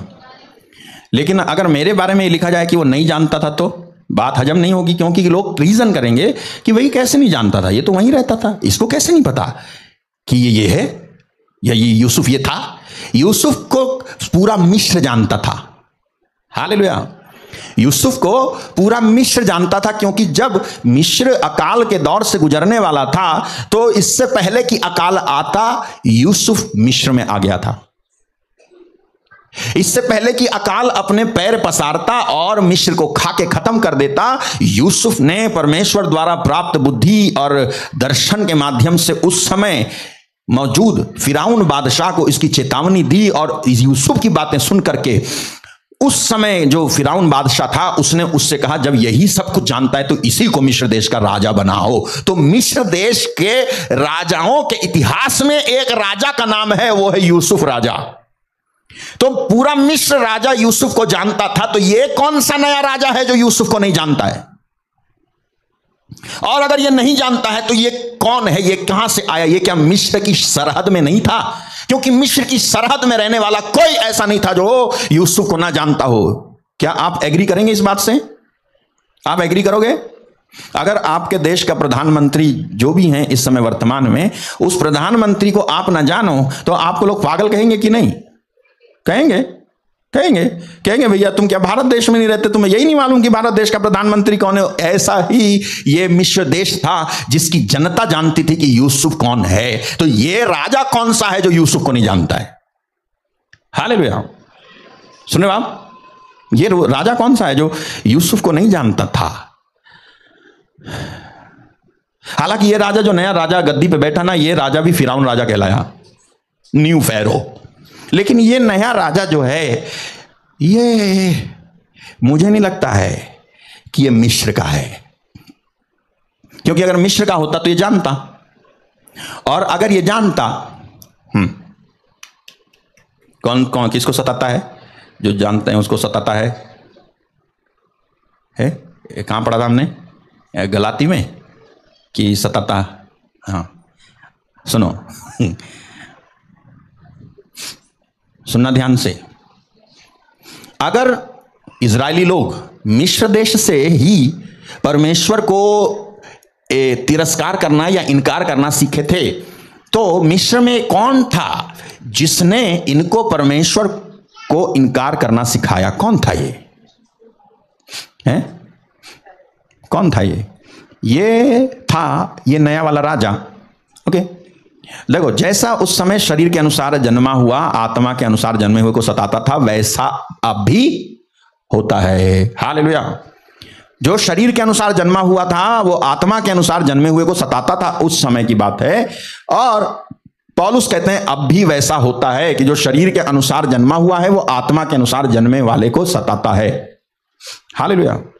तो अब हम जाते हैं वापस, इस वचन को मैं बाद में एक्सप्लेन करूंगा, लेकिन अब सुनो, ये जो नया राजा आया, ये इसके विषय में लिखा है, ये यूसुफ को नहीं जानता था। तो ये यूसुफ को नहीं जानता था का मतलब क्या हो गया? ये क्या मिस्र का राजा मिस्र में नहीं था? ये क्या फिरौन के मतलब डायनेस्टी का नहीं था? वो जो पहला फिरौन था जिसके समय में यूसुफ ने राज्य किया, तो ये जो दूसरा राजा, नया राजा, ये नया राजा आखिर आया तो आया कहां से? और ये जो है कैसे जो है सताने लग गया, या कैसे जो है इजराइलियों को ये सिखा गया कि परमेश्वर को ऐसे रिजेक्ट करो? आपको दिखाता हूं एक वचन, आइज़ाया चैप्टर 52 वर्स 4। ये राजा मिस्र का राजा नहीं था, मिस्र में ये नहीं था, मिस्र का राजा नहीं था ये राजा। 52:4 में लिखा है, प्रभु यहोवा यूं कहता है, मेरी प्रजा पहले तो मिस्र में परदेसी होकर रहने गई थी और असूरियों ने भी बिना कारण उन पर अत्याचार किया। आपको नहीं समझ में आएगा ये। इंग्लिश कहती है, for thus saith the Lord God, my people went down aforetime into Egypt to sojourn there and the Assyrian oppressed them without cause. Assyrian, असूर, असूरी, हालेलुया। जो ये जो नया राजा था ना, ये नया राजा, जो पहला राजा था फिरौन, सुनो, फिरौन जो पहला राजा था जिसके समय में यूसुफ ने राज्य किया और मिस्र को बचाया, वो पहले राजा का जब राजकाल समाप्त हो गया तो असूर से जाकर के किसी ने मिस्र देश पर अटैक किया और उसको जीत लिया और राजा बन बैठा। उस समय जब उसने मिस्र को जीता और राजा बन बैठा, तो ये जो है उसी जगह का राजा नहीं था, बल्कि ये राजा कहां से आ रहा है? असूर देश से आ रहा है। अब कोई अगर असूर देश से आ रहा है तो वो कैसे जानेगा यूसुफ के बारे में? क्योंकि यूसुफ तो मिस्र में है, मिस्र में था। और यूसुफ के मरने के बाद तो काफी समय बीतने के बाद अटैक हुआ मिस्र के ऊपर, जिसने जो है इस जगह पर, मतलब यहां पर बन गया, ये राजा बन गया, ये असूर का कोई व्यक्ति राजा बन गया और इसने जो है रूल करना शुरू किया मिस्र देश पे। और उस समय, लिसन, उस समय तक इजरायली लोग सब आराम से रहते थे वहीं पर, कहां पे? मिस्र देश में, क्योंकि यूसुफ ने अपने पिताजी याकूब को बुला लिया था और याकूब के साथ में उसके सारे बच्चे भी आके किधर रह रहे थे? मिस्र देश में। और मिस्र देश में यूसुफ जब तक रहा आराम से रहे, और यूसुफ के मरने के बाद भी जो बच्चे और पैदा हुए वो वहीं पर रहने लगे। और जब इनकी संख्या बढ़ रही थी, उसी टाइम पर इस असूर के व्यक्ति ने मिस्र देश को जीत लिया, और जीतने के बाद में इसने इजराइलियों को दबाना शुरू किया। इस डर से, यह डर लिखा हुआ भी है निर्गमन की पुस्तक में, कि इसको डर था कि कहीं अगर इजराइलियों की संख्या बढ़ गई, उसने अपनी प्रजा से कहा, देखो इजराइली हमसे गिनती और सामर्थ्य में अधिक बढ़ गए हैं, हाँ, इसलिए आओ हम उनके साथ बुद्धिमानी से बर्ताव करें, कहीं ऐसा ना हो कि जब वे बहुत बढ़ जाएं और यदि संग्राम आ पड़ा तो हमारे बैरियों से मिलकर हमसे लड़ें और इस देश से निकल जाएं। तो इसलिए जो है क्या करो, इनको, इसलिए उन्होंने उन पर बेगारी कराने वालों को नियुक्त किया। मतलब बेगारी समझते हो? हैं? मतलब तुम ना काम करोगे। इनकी बढ़ती संख्या के कारण इनको जो है काम में लगाने लगा उस समय का राजा। पहले आराम से रहते थे, संख्या बढ़ रही थी तो इसको डर लगा कि अगर इनकी संख्या बढ़ गई तो इनको जो है ये जो है हमारे दुश्मनों से मिलकर हमसे लड़ेंगे और हमको खत्म कर देंगे। एक काम इस राजा ने किया कि इनसे खूब मेहनत करवाई, खूब मेहनत करवाई। इतनी मेहनत की, मेहनत करके थक जाने के बाद सोने के अलावा इनको और किसी चीज का होश नहीं रहता था। इतनी मेहनत करवाई इस नए राजा ने जो मिस्र में आया। सुनते जाना। दूसरा, आपको याद होगा कि जब मूसा वहां पहुंचा था और मूसा कहता है कि परमेश्वर कहता है मेरी प्रजा को जाने दे, तो ये जो है कहता है मैं नहीं जाने दूंगा ये। और फिर अपने लोगों से कहता है कि इजराइलियों का जो वो ईंट बनाने का काम है उसे और कठिन बना दो, जिससे कि वो फालतू बातों पे ध्यान ही, फालतू बात मतलब परमेश्वर वाली बातों पे ध्यान ही ना दें। ऐसा कठिन परिश्रम करवाओ कि इनको सोने के अलावा कोई टाइम ही ना मिले, सोचने का कुछ टाइम ही ना मिले, इतना मेहनत करवाओ इनसे। सुनते जाना आप क्या हुआ। इसी राजा ने इनके मन को ऐसा कड़वा किया कि जब ये दुखी हुए, पीड़ित हुए, सुनो ध्यान से, जब ये दुखी हुए, पीड़ित हुए तो ये परमेश्वर को पुकारने लग गए। हालेलुया। और जब ये परमेश्वर को पुकार रहे थे, बाइबल कहती है कि परमेश्वर को इनकी दुखी हालत पर तरस आया और उसने किसको चुना? मूसा को चुना। लेकिन मूसा को चुनने में, मूसा के पैदा होने में, मूसा के बड़े होने में, फिर मूसा के रिजेक्ट होने में, फिर मूसा के मिदियान पहुंचने में, फिर मूसा के होरेब पर्वत पर परमेश्वर के दर्शन करने में टाइम तो लगा ना। उतने टाइम में इजरायली लोगों के अंदर एक बात आ गई कि परमेश्वर नाम से कुछ नहीं है। हालेलुया। हम पुकार रहे हैं और परमेश्वर सुनता नहीं है। और इसके साथ में क्या हुआ, जैसे ये बात आई, इस राजा ने अपने जो आराध्य थे उनको इनसे जो है मुखातिब करवा दिया। बोले यही हैं तुम्हारे, इन्हीं को पूजो, इन्हीं को मानो, इन्हीं को करो। और इस तरह से इन्होंने इस राजा से सच्चे परमेश्वर को रिजेक्ट करना और जो सच्चे परमेश्वर नहीं थे उनको एक्सेप्ट करना, इन्हीं से इन्होंने सीखा। और उसी नेचर के साथ, उसी स्वभाव के साथ जब मूसा ने उनको छुड़ाया तो उसी स्वभाव, उसी नेचर के साथ वो बाहर आ गए। Hallelujah, hallelujah.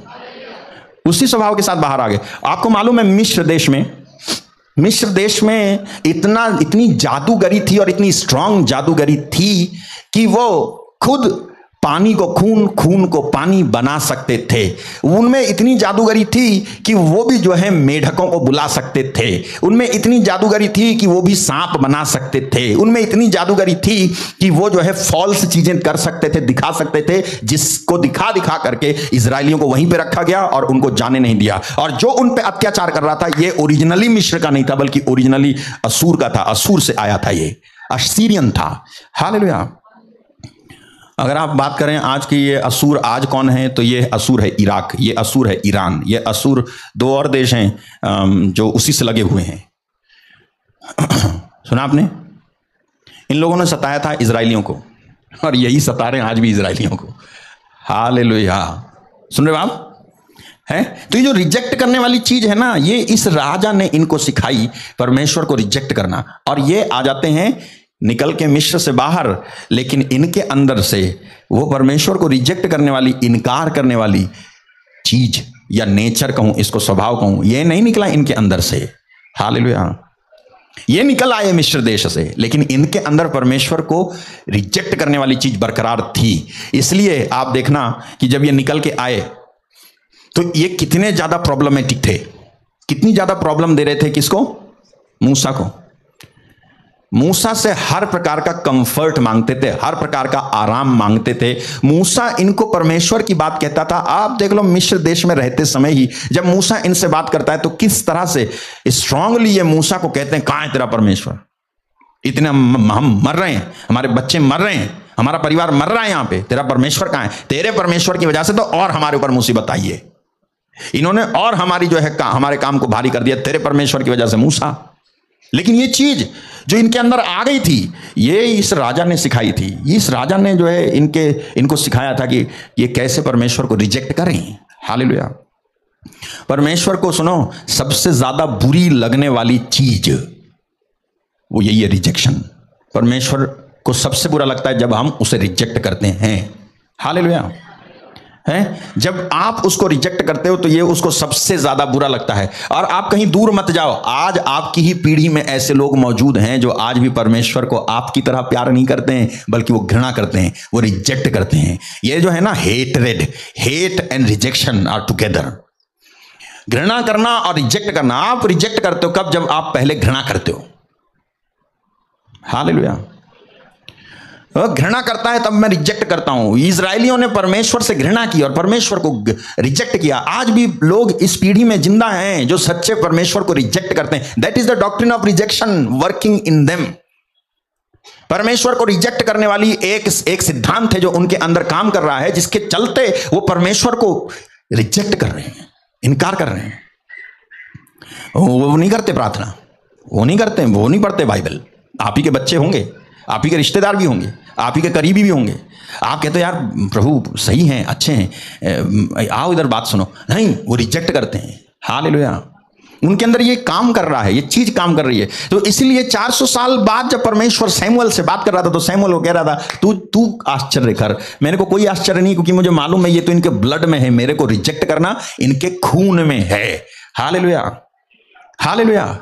और दूर मत जाओ, आप जाओ यीशु मसीह के बारे में पढ़ो जाकर के। बाइबल कहती है वो अपनों के यहां आया और उसके अपनों ने उसे नहीं अपनाया। What is that? Rejection, to reject Christ. लिखा है यूहन्ना 1:11 में, यूहन्ना का सुसमाचार 1:11 में, वो अपने घर आया और उसके अपनों ने उसे ग्रहण नहीं किया। हालेलुया। उसके अपनों ने उसे ग्रहण नहीं किया। उसके अपनों ने उसे ग्रहण नहीं किया। अपनों के यहां ही तो आएगा, कोई आएगा तो, लेकिन अपनों ने ही उसे ग्रहण नहीं किया। यीशु को अपनों ने ही ग्रहण नहीं किया। आप सोचो कि ये कितनी बुरी बात है, ये कितना दुख देती है, या कितना दुख इनको यीशु मसीह को हुआ होगा जब उनको ग्रहण नहीं किया, उनके ही अपनों ने। हालेलुया।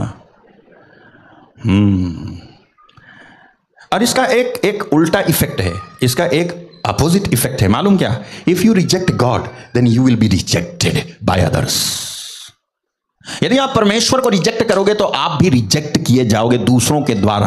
अगर क्या लिखा है उसमें, 1 शमूएल चैप्टर 2 वर्स 23 और 22, मैं उन्हीं का आदर करता हूं जो मेरा आदर करते हैं, और जो मुझे तुच्छ जानते हैं वो खुद तुच्छ जाने जाएंगे।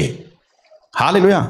परमेश्वर कहता है 1 शमूएल अध्याय 2 में 35 से 30 से देखो आसपास, दोज हु रिजेक्ट मी, और दोज हु, ऐसे है वचन, जो मुझे तुच्छ समझते हैं, यही 2:30, 1 शमूएल 2:30 कहता है, इसीलिए इजराइल के परमेश्वर यहोवा की वाणी है कि मैंने कहा तो था तेरा घराना, तेरा मूल पुरुष का घराना मेरे सामने सदैव चला करेगा, परंतु अब यहोवा की वाणी है कि ये बात मुझसे दूर हो, क्योंकि जो मेरा आदर करे मैं उनका आदर करूंगा, और जो मुझे तुच्छ जाने वो छोटे समझे जाएंगे। हालेलुया। मतलब तुमने मुझे छोटा जाना तो तुम भी छोटे समझे जाओगे, तुमने मुझे तुच्छ जाना तो तुम भी तुच्छ जाने जाओगे, तुमने मुझको इनकार किया तो तुमको भी लोग इनकार करेंगे, तुम्हारे अपने ही परिवार के लोग इनकार करेंगे, तुम्हारे अपने समाज के लोग तुमको इनकार करेंगे, क्योंकि तुम मुझे इनकार करो। अभी कोई कह सकता है नहीं भैया, मैं एक बात बोलूं, वो ऐसा है कि जब से हमने यीशु मसीह को स्वीकार किया है तब से सबने हमें अस्वीकार कर दिया है। वो तो ओके, ऐसा अगर हुआ है, यीशु मसीह को स्वीकार करने के कारण आपको अगर लोगों ने अस्वीकार किया है तो आप परेशान मत हो, वो सब उन्हीं के बच्चे हैं जो अब आपको रिजेक्ट कर रहे हैं, क्योंकि आपने यीशु मसीह को एक्सेप्ट किया है। हालेलुया। और अगर यीशु मसीह को एक्सेप्ट करके आपको कोई रिजेक्ट करता है इस बेस पे कि तुमने यीशु मसीह को एक्सेप्ट किया है, हम तुम्हारे को अपनी लड़की नहीं देंगे, हम तुम्हारे यहां शादी नहीं करेंगे, क्योंकि तुमने यीशु मसीह को स्वीकार किया है, तो कहना कि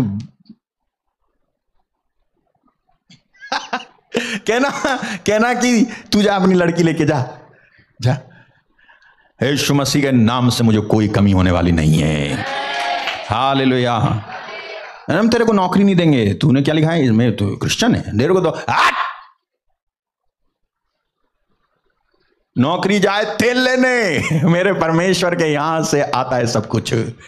अगर वो करेगा तो तू रोक नहीं पाएगा। आपको एक बात बता दूं कि सबसे, मैंने कहा ना, सबसे अधिक बुरा अगर परमेश्वर को लगता है वो ये कि उसको रिजेक्ट करना। मैंने कहा भी था कि आप नाम दे के रिजेक्ट नहीं करोगे, लेकिन कुछ करते हो ऐसा कि दिखता है कि आप उसे रिजेक्ट कर रहे हो।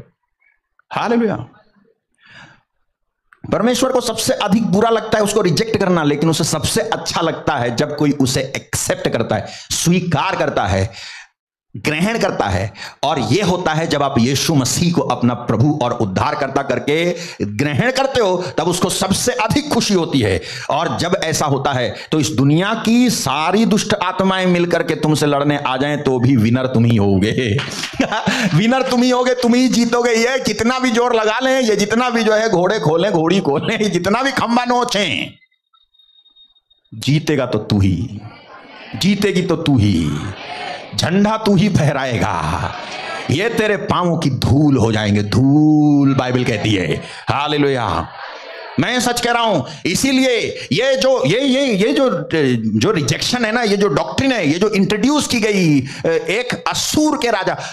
एक और चीज आपको मालूम नहीं है, आपको पता है वो एक चीज,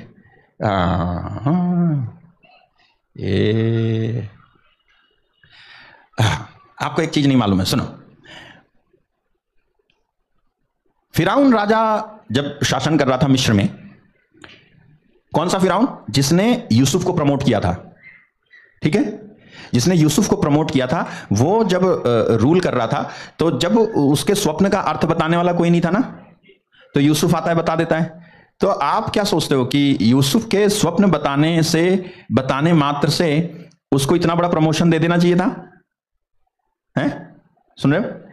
अरे बोलो, देख लो कौन आया। अच्छा बैठ गए कि नहीं, सीट पकड़ ली कि नहीं, चिपक गए सीट से कि नहीं? सुनो मेरी बात सुनो, क्या केवल स्वप्न का अर्थ बता देने से एक राजा उसको ऐसा प्रमोट कर दे कि वेरी नेक्स्ट टू हिम, मतलब उसके जस्ट बराबर में बैठने का हक मिल जाए उसको, ऐसा आपको बेवकूफी नहीं लगेगी ये? है?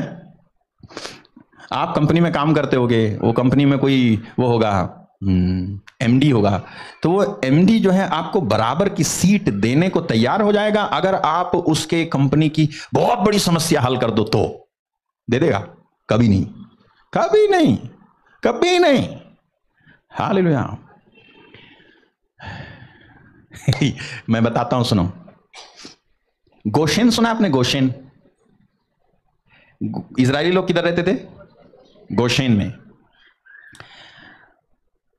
जो गोशेन है वो आता है उत्तरी मिस्र में। उत्तरी मिस्र यानी नॉर्दर्न इजिप्ट कहलाता है गोशेन, उत्तरी।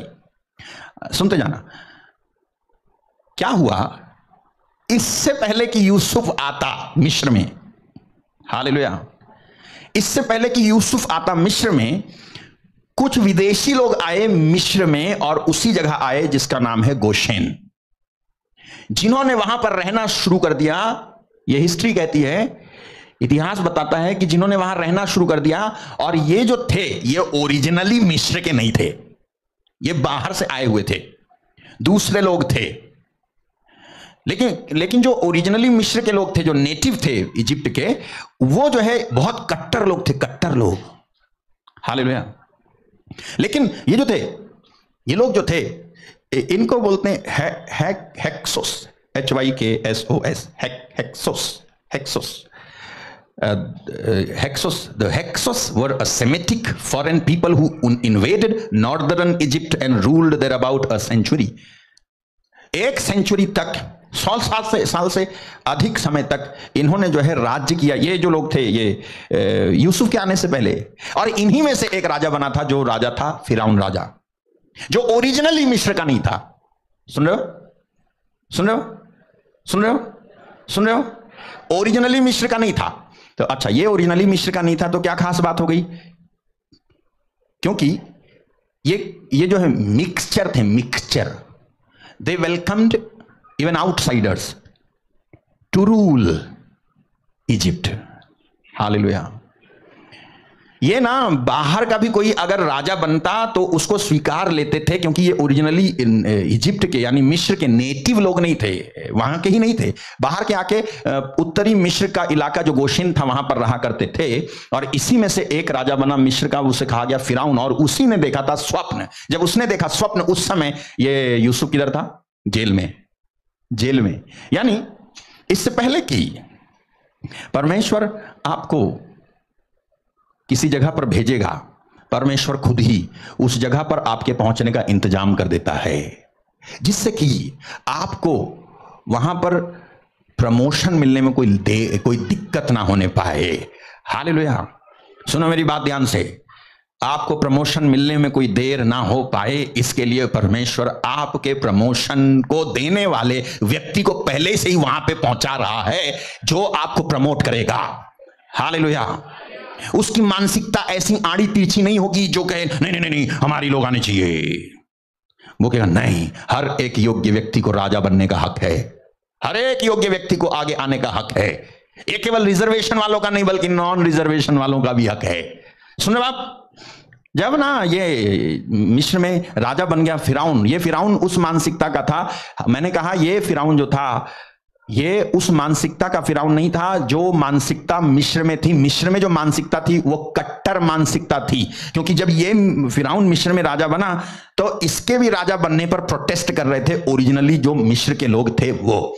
लेकिन ये राजा बन गया, कई लोगों ने उसको स्वीकार कर लिया एज अ किंग। लेकिन जब ये राजा बन के रूल कर रहा था और इसको स्वप्न आया, वहां पर कोई बताता है कि एक है वो स्वप्न का अर्थ बताता है, उसको बुलाया गया, ये जो है स्वप्न का अर्थ बताता है। जैसे स्वप्न का अर्थ बताता है, बाइबल में लिखा है वो इसके अंदर व्याप्त परमेश्वर की बुद्धि को अच्छे से समझता है और वो उसको प्रमोट करता है, जो कि किसी को भी बेवकूफी लगेगी कि इतनी सी बात पे कैसे इसको प्रमोट कर सकते हैं। लेकिन परमेश्वर ने उसको, उस राजा को वहां पर इसीलिए राजा बनाया था कि तू मेरे आदमी को राजा बना।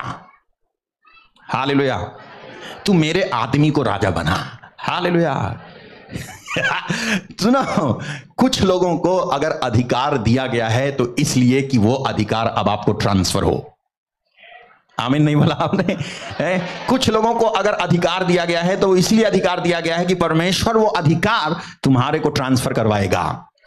हालेलुया। आड़ी तिरछी बुद्धि वाले को नहीं, परमेश्वर ने एक ऐसी बुद्धि वाले को राजा बनाया जो एक्सेप्टेंस, उसके अंदर एक्सेप्टेंस है, स्वीकार कर सकता है, और जो नॉलेजेबल था, जो समझदार था, जो समझ सकता है कि ये जो चीज है ये कोई खराब चीज नहीं है। अगर इस व्यक्ति के अंदर बुद्धि है तो इसे भी राजा बनने का हक है। और परमेश्वर की बुद्धि यूसुफ में थी, जिसने उसको फिरौन की नजर में ऊंचा उठाया, फिरौन उसको प्रमोट करता है और वो राजा बन जाता है। Hallelujah, hallelujah, hallelujah. इस तरह से मिस्र में यूसुफ का आसानी से प्रमोशन होना समझ में आता है। नहीं तो अगर, ध्यान से सुनो, अगर वो जो राजा था, जो मिस्र, जो यूसुफ के बारे में कुछ नहीं जानता था, अगर वो राजा होता और उस समय उस राजा ने स्वप्न देखा होता और यूसुफ उस स्वप्न का अर्थ बताता, तो ये राजा कभी भी उसको प्रमोट नहीं करता, क्योंकि ये राजा स्वार्थी था। वो कभी नहीं चाहता कि एक नॉन इजिप्शियन हम पे रूल करे। लेकिन जिस तरह से ये नॉन इजिप्शियन था, जिसने नॉर्दर्न इजिप्ट यानी उत्तरी मिस्र को हक में कर लिया था और राजा बन गया था, इसने इस बात को भी वेलकम किया कि यदि मैं नॉन इजिप्शियन होकर के, यानी मैं जो है अगर मिस्र का ओरिजिनली ना होकर के रूल कर सकता हूं, तो ये मिस्र का ओरिजिनली ना होकर के रूल क्यों नहीं कर सकता है यूसुफ। देखो, ये परमेश्वर की योजना थी जिसके तहत परमेश्वर ने उसको राजा बनाया, और ये परमेश्वर की योजना थी कि ए राजा, तू भी राजा बना, और यूसुफ राजा बनाया गया। Hallelujah, hallelujah. इससे पहले कि आपको कोई ऊंचा उठाए, परमेश्वर जो है किसी को भेज करके रखा हुआ है, जिसके पास आपकी फाइल पहुंचेगी, जिसके पास आपका लेटर पहुंचेगा, जिसके पास आपकी दुहाई पहुंचेगी, और वो समझेगा। वो जो समझते नहीं है उनको परमेश्वर गद्दी से उतार देगा, और जो समझते हैं परमेश्वर उनको गद्दी पे चढ़ाएगा, जिससे कि तुम्हारी भी बारी आ जाए। मैंने कहा तुम्हारी भी बारी आ जाए, मैंने कहा तुम्हारी भी बारी आ जाए। हालेलुया। और उनकी बारी तो जरूर आएगी जो परमेश्वर को रिजेक्ट नहीं करते हैं बल्कि एक्सेप्ट करते हैं। और परमेश्वर को आपने एक्सेप्ट किया है, स्वीकार किया है, का सबसे बड़ा सबूत है कि आपने यीशु मसीह को अपना प्रभु और अपना उद्धारकर्ता स्वीकार कर लिया है। तो आप बोल रहे हो अपनी जी जान से, और आपकी सारे सेल्स शरीर के बोल रहे हैं कि मैंने परमेश्वर को स्वीकार किया है, मैंने परमेश्वर को स्वीकार किया है, क्योंकि मैंने यीशु मसीह को स्वीकार किया है। यीशु मसीह मेरा प्रभु है, यीशु मसीह मेरा उद्धारकर्ता है। इस वजह से आपकी बारी आएगी। Hallelujah, hallelujah. मेरे भाई मेरे बहन, आपकी बारी आएगी। आपकी बारी आएगी, क्योंकि आपने परमेश्वर के पुत्र यीशु मसीह को स्वीकार कर लिया है। जो मुझे ग्रहण करता है वो मेरे भेजने वाले को ग्रहण करता है। बाइबल कहती है जो मुझे ग्रहण नहीं करता है, जो मेरा विरोध करता है, वो मेरे भेजने वाले का विरोध करता है। यीशु मसीह ने खुद कहा जो उसको ग्रहण करता है। सबसे बुरी बात जो परमेश्वर को लगती है वो ये कि जब हम उसको रिजेक्ट करते हैं, और उसको रिजेक्ट करना यीशु मसीह को रिजेक्ट करना है। That's all. Hallelujah. If you reject Christ, if you reject Jesus, you are rejecting God himself. यदि आप परमेश्वर को, अगर आप यीशु मसीह को इनकार कर रहे हो ना, तो आप ना परमेश्वर को इनकार कर रहे हो, क्योंकि यीशु मसीह ही परमेश्वर है। Hallelujah, hallelujah. यीशु मसीह परमेश्वर हैं, यीशु मसीह परमेश्वर हैं।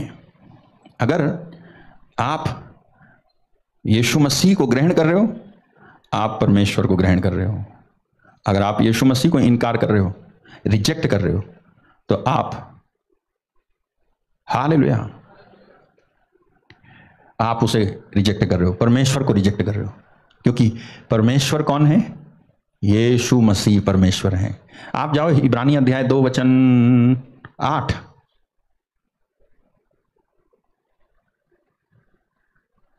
हालेलुया। तूने सब कुछ उसके पांवों के नीचे कर दिया,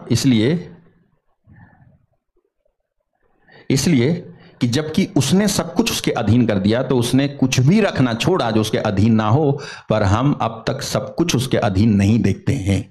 हालेलुया। वचन कहता है तूने सब कुछ उसके मतलब किसके? यीशु के पांव के नीचे कर दिया, इसलिए जबकि उसने सब कुछ उसके अधीन कर दिया है तो उसने कुछ भी रख ना छोड़ा उसके अधीन, कि उसके अधीन ना हो, पर हम अब तक सब कुछ उसके अधीन नहीं देखते हैं। लेकिन एक दिन आ रहा है जब सब कुछ उसके अधीन हो जाएगा। हालेलुया। एक दिन आ रहा है जब सब कुछ उसके अधीन हो जाएगा। एक दिन आ रहा है जब सब लोग यीशु मसीह ही प्रभु हैं ये मानेंगे। हालेलुया।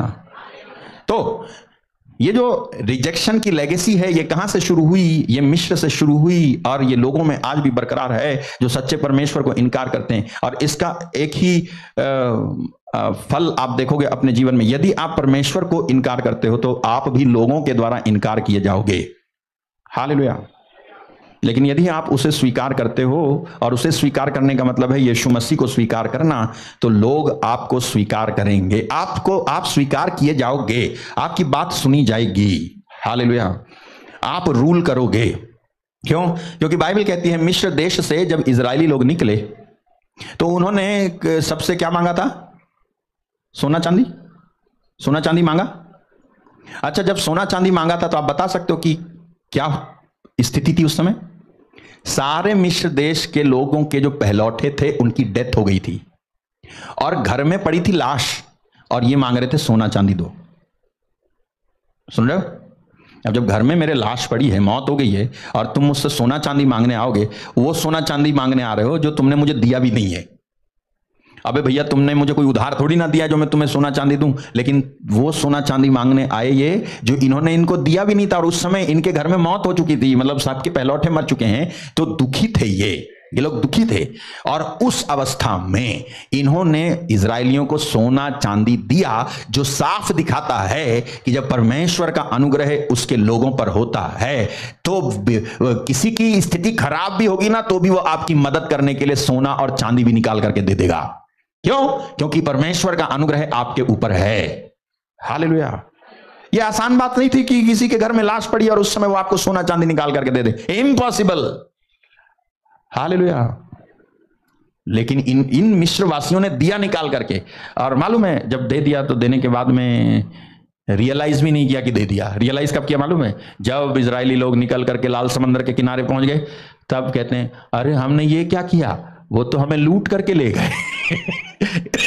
इजरायली हमको लूट के ले गए। ये क्या किया हमने? तूने भी दे दिया क्या? हाँ, तूने भी दे दिया। और क्या? तुमसे ही मांगा, सबसे मांगा और दे दिया। हाँ, दे दिया। पता नहीं कौन सी जो है मत मारी गई थी हमारी कि हमने दे दिया। हालेलुया। आपके विरोधियों से भी परमेश्वर आपकी मदद करवाएगा। उनकी मत मारी जाएगी, आपके विरोधियों की भी मत मारी जाएगी, और उनसे भी परमेश्वर आपकी मदद करवाएगा। वो आपकी मदद करके समझ नहीं पाएंगे कि हम इसकी मदद क्यों कर रहे हैं। वो आपकी मदद करके नहीं समझ पाएंगे, लेकिन वो आपकी मदद कर देंगे। वो कहेंगे I don't feel like signing. मुझे लगता है मुझे इस पे साइन नहीं करना चाहिए, लेकिन पता नहीं तेरे पेपर पे मेरी कलम कैसे रेंग रही है। मुझे तेरे इस पेपर पे साइन करने का मन नहीं है, लेकिन तेरी शक्ल देख के चल ले जा। अरे मेरी शक्ल में यीशु मसीह की शक्ल है। तू क्या, तेरा बाप भी इग्नोर नहीं कर सकता मेरे को। मेरे को कोई इग्नोर नहीं कर सकता है। No one can reject me because I have accepted Jesus as my Lord and my saviour. तो कोई मुझे रिजेक्ट नहीं कर सकता है। पहले समझता था कि मैं रिजेक्टेड हूं, लेकिन अब मुझे समझ में आया है एक्सेप्टेड वही है जो यीशु मसीह को एक्सेप्ट करे। हालेलुया। हाँ, स्वीकार्य वही है जो यीशु मसीह को स्वीकार करे। तो कोई आपको रिजेक्ट नहीं कर पाएगा। आप ट्राई करके देख लो। जाओ परमेश्वर की उपस्थिति में बैठा करो और परमेश्वर से कहा करो जा रहा हूं मैं, मेरे को कोई रिजेक्ट नहीं करना चाहिए। हाँ, और आप जाओ, सर ये है मेरा सीवी, सर ये है मेरा, देखो आप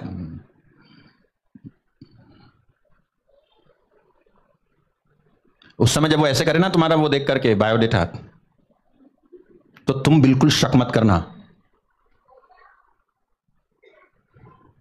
don't go by expression, go by faith. Expression क्या है उसके अनुसार मत जाना, विश्वास क्या है तेरा उसके अनुसार जाना। हालेलुया। वो ऐसे करेंगे आपको देख करके, तब कहना साइन हो रहा है, साइन हो रहा है, ठप्पा लग रहा है, मुहर लग रही है, कॉल लेटर आ रहा है, I receive it, I receive it, I receive it. तो कहेगा ठीक है जाओ अभी देखते हैं, जाओ। हो रहा है, हो रहा है, हो रहा है, हो रहा है, हो रहा है, हो रहा है, हो रहा है, हो रहा है, हो रहा है, हो रहा है, हो रहा है, हो रहा है, हो रहा है, हो रहा है, हो रहा है, हो रहा है, हो रहा है, हो रहा है, टिन टिन वो साहब बुला रहे हैं आपको, हाँ हो रहा है, हो रहा है, हो रहा है, हो रहा है, हाँ हाँ सर, हाँ सर, ये कल से आ जाना। हो गया। परमेश्वर आपकी मदद करेगा कि लोग आपको सेलेक्ट करेंगे, रिजेक्ट नहीं करेंगे। हालेलुया। सुनो, जिसने भी आपको रिजेक्ट किया हो, अब वक्त आ गया है, छोड़ो यार, जाने दो, फॉरगिव देम, माफ कर दो। हालेलुया। है, माफ कर दो। आप एक बात बताओ, जब परमेश्वर आपको खूब आशीष, खूब आशीष, खूब आशीष, खूब आशीष देता है, तो क्या आपको फर्क पड़ना चाहिए किसी से जो आपसे जलते हैं या जो आपसे आपको इग्नोर करते हैं? आपको फर्क पड़ना चाहिए? अरे कोई फर्क नहीं पड़ना चाहिए। क्यों? क्योंकि तेरे जितना वो जलता है उतना तू चलता है। जितना वो जो है जलता है उतना तू चलता है, जितना वो जो है थू थू करता है उतना तू हू हू करता है। क्या फर्क पड़ता है? जलने दे, कुड़ने दे, रिजेक्ट करने दे। तेरे बारे में चैनल बना करके तेरी बुराई कर रहा है, कर और कर, सब्सक्राइबर बढ़ा, क्योंकि वो भी तेरी तरह ही है। समझ रहे हो? जो बुराई सुनने के लिए वहां पहुंच रहे हैं, उनको भी जो है वही वाली डॉक्ट्रिन सिखाई गई है, इसीलिए वो वाली चीज सुन रहे जा करके। करो, खूब करो, लेकिन देख लेना ऊंचाई पे आप ही रहोगे, वो हमेशा नीचे रहेंगे, हमेशा। परमेश्वर आपको ऊंचा रखेगा। ये परमेश्वर के वचन पर आधारित बोल रहा हूं, अपनी बात नहीं बोल रहा हूं, परमेश्वर के वचन पर आधारित है। यूसुफ को कुएं में फेंका यानी नीचे फेंका, अब परमेश्वर उसके कुएं से निकालता है यानी ऊंचे लाता है, और ऊंचे ला करके और ऊंचे ले जाता है। आज यूसुफ का नाम है। बताओ उसके भाइयों को कौन याद करता है? सब याद करते हैं, तो यूसुफ को याद करते हैं। ऐसे ही परमेश्वर आपको गिराने वालों की स्मृति मिटा देगा, लेकिन आपकी स्मृति कायम रहेगी।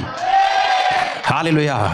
आपको धक्का देने वालों की स्मृति मिटा देगा, आपको लूटने वालों की स्मृति मिटा देगा, आपको गाली देने वालों की स्मृति मिटा देगा, आपका विरोध और आपको सताने और रुलाने वालों की स्मृति मिटा देगा, लेकिन आपकी कायम रहेगी। बाइबल कहती है धर्मी सदा स्मरण किए जाएंगे, धर्मी सदा स्मरण किए जाएंगे।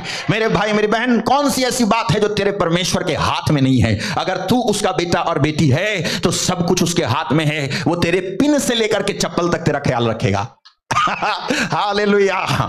हाँ, तेरे पिन से लेके तेरे चप्पल तक का ख्याल रखेगा, तेरी पूरी बॉडी का ख्याल रखेगा, तेरे कपड़ों का ख्याल रखेगा, तेरे खाने का ख्याल रखेगा, तेरे पहनने का, तेरे जीने का ख्याल रखेगा। वो खुद कहता है, आसमान के पक्षियों को देखो, ना काटते हैं ना इकट्ठा करते हैं, फिर भी बाप खिलाता है। वही बाप तुम्हें भी खिलाएगा, वही बाप तुम्हें भी पालेगा।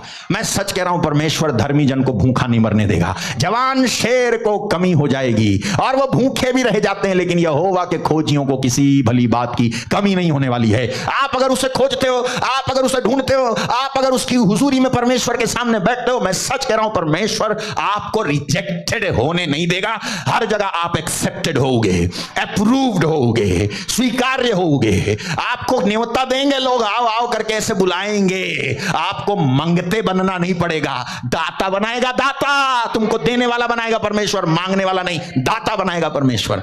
हालेलुया। दाता बनाएगा। जितना भी लोगों ने आपको रिजेक्ट किया है, जितना भी लोगों ने आपको अस्वीकार किया है, तिरस्कार किया है, हो सकता है कि उसमें आपकी ही गलती थी जिसकी वजह से आपको अस्वीकार किया गया, या आपको जो देना चाहिए था नहीं दिया गया, जो आपको मिलना चाहिए था वो नहीं मिला, जो आपका होना चाहिए था वो नहीं हुआ, जो आपका बनना चाहिए था नहीं बना, जो आपको मिलना चाहिए था, आना चाहिए था वो नहीं आया, जो अप्रूवल होना चाहिए था वो अप्रूवल नहीं हुआ। लेकिन इस प्रार्थना में सब होगा, इस प्रार्थना के बाद सब हो जाएगा।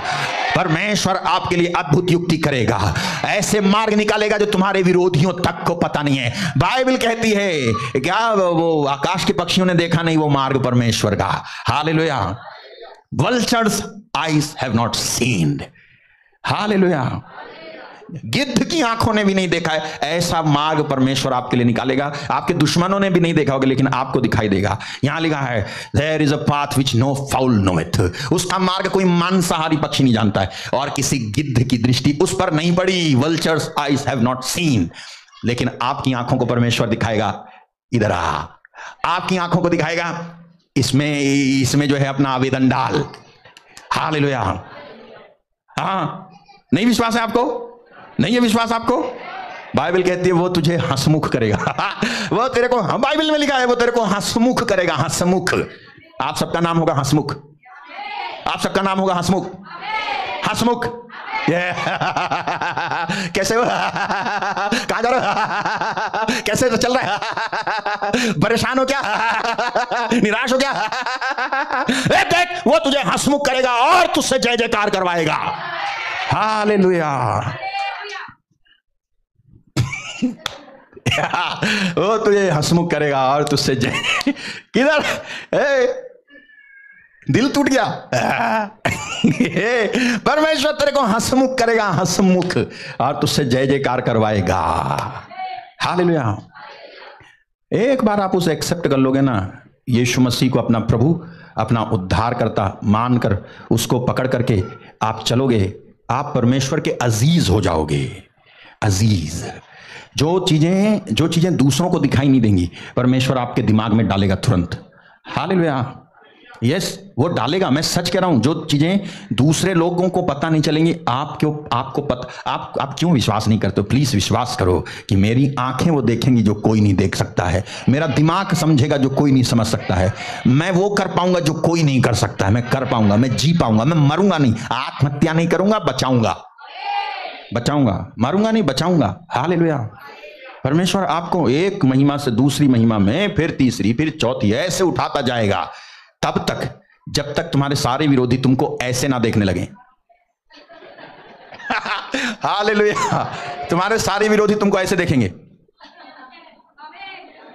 अरे दिख रहा है क्या तुझे? ना दे, आंख फाड़ के देख, दिखेगा क्या? आंख फाड़ के ही दिख नहीं रहा। कहां गया? बादल में छिप गया क्या? यस, बादल में छिप गया। यस, पवित्र आत्मा में छिप गया, पवित्र आत्मा में छिप गया, पवित्र आत्मा में छिप गया। यस, बादल में छिप गया, तुम्हें नहीं दिखेगा। हालेलुया। आओगे, जाओगे, बादल में छिपे रहोगे। परमेश्वर का बादल, जिसने यीशु मसीह को चेलों की आंखों से ओझल कर दिया, वही बादल में तुमको भी वो छिपा लेगा। रैप्चर हो गया क्या? यस। हालेलुया। उठा लिए गए। यस, उठा लिए गए। अरे हम तो सोच रहे थे कि यार ये नहीं होगा, हो गया क्या? अच्छा, चलो चलो, हो गया है तो अब इनके घर वर लूट ले। हाँ, तो लूट लो।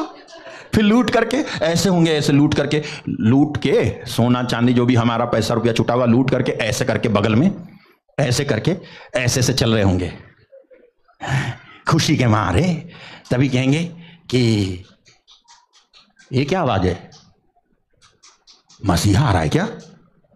बादल का कलर चेंज हो गया है? अरे वो क्या है? अरे बाप रे, अरे भाग रे, भागूं कैसे? पैसा जो ले रखा है। तब इनको यही रुपया पैसा ऐसा बुरा लगेगा, क्योंकि ये रुपया पैसा उनको मेमने के क्रोध से बचा नहीं पाएगा। सड़कों पे फेंकेंगे। हमारा ही था, लूट के धनी बन रहे थे वो, इसलिए अबे हम फेंक गए तो तुम भी फेंकोगे। हम फेंक के गए तो तुम भी फेंकोगे, तुम इसको खा नहीं पाओगे। परमेश्वर आपको छिपा लेगा, बादलों में छिपा लेगा, अपनी महिमा में रैप कर लेगा, छिपा लेगा। मेरे भाई मेरे बहन, ये बहुत जल्द होने वाला है, तैयार रहें, विश्वास करें। जितना आपके साथ हुआ है अब और नहीं होगा। फुल स्टॉप आप लगा दो, आप लगा दो फुल स्टॉप। बातें लिख के फुल स्टॉप, आज के बाद नहीं होगा। फुल करो, कर, फुल स्टॉप कर, फुल स्टॉप। आज के बाद नहीं होगा।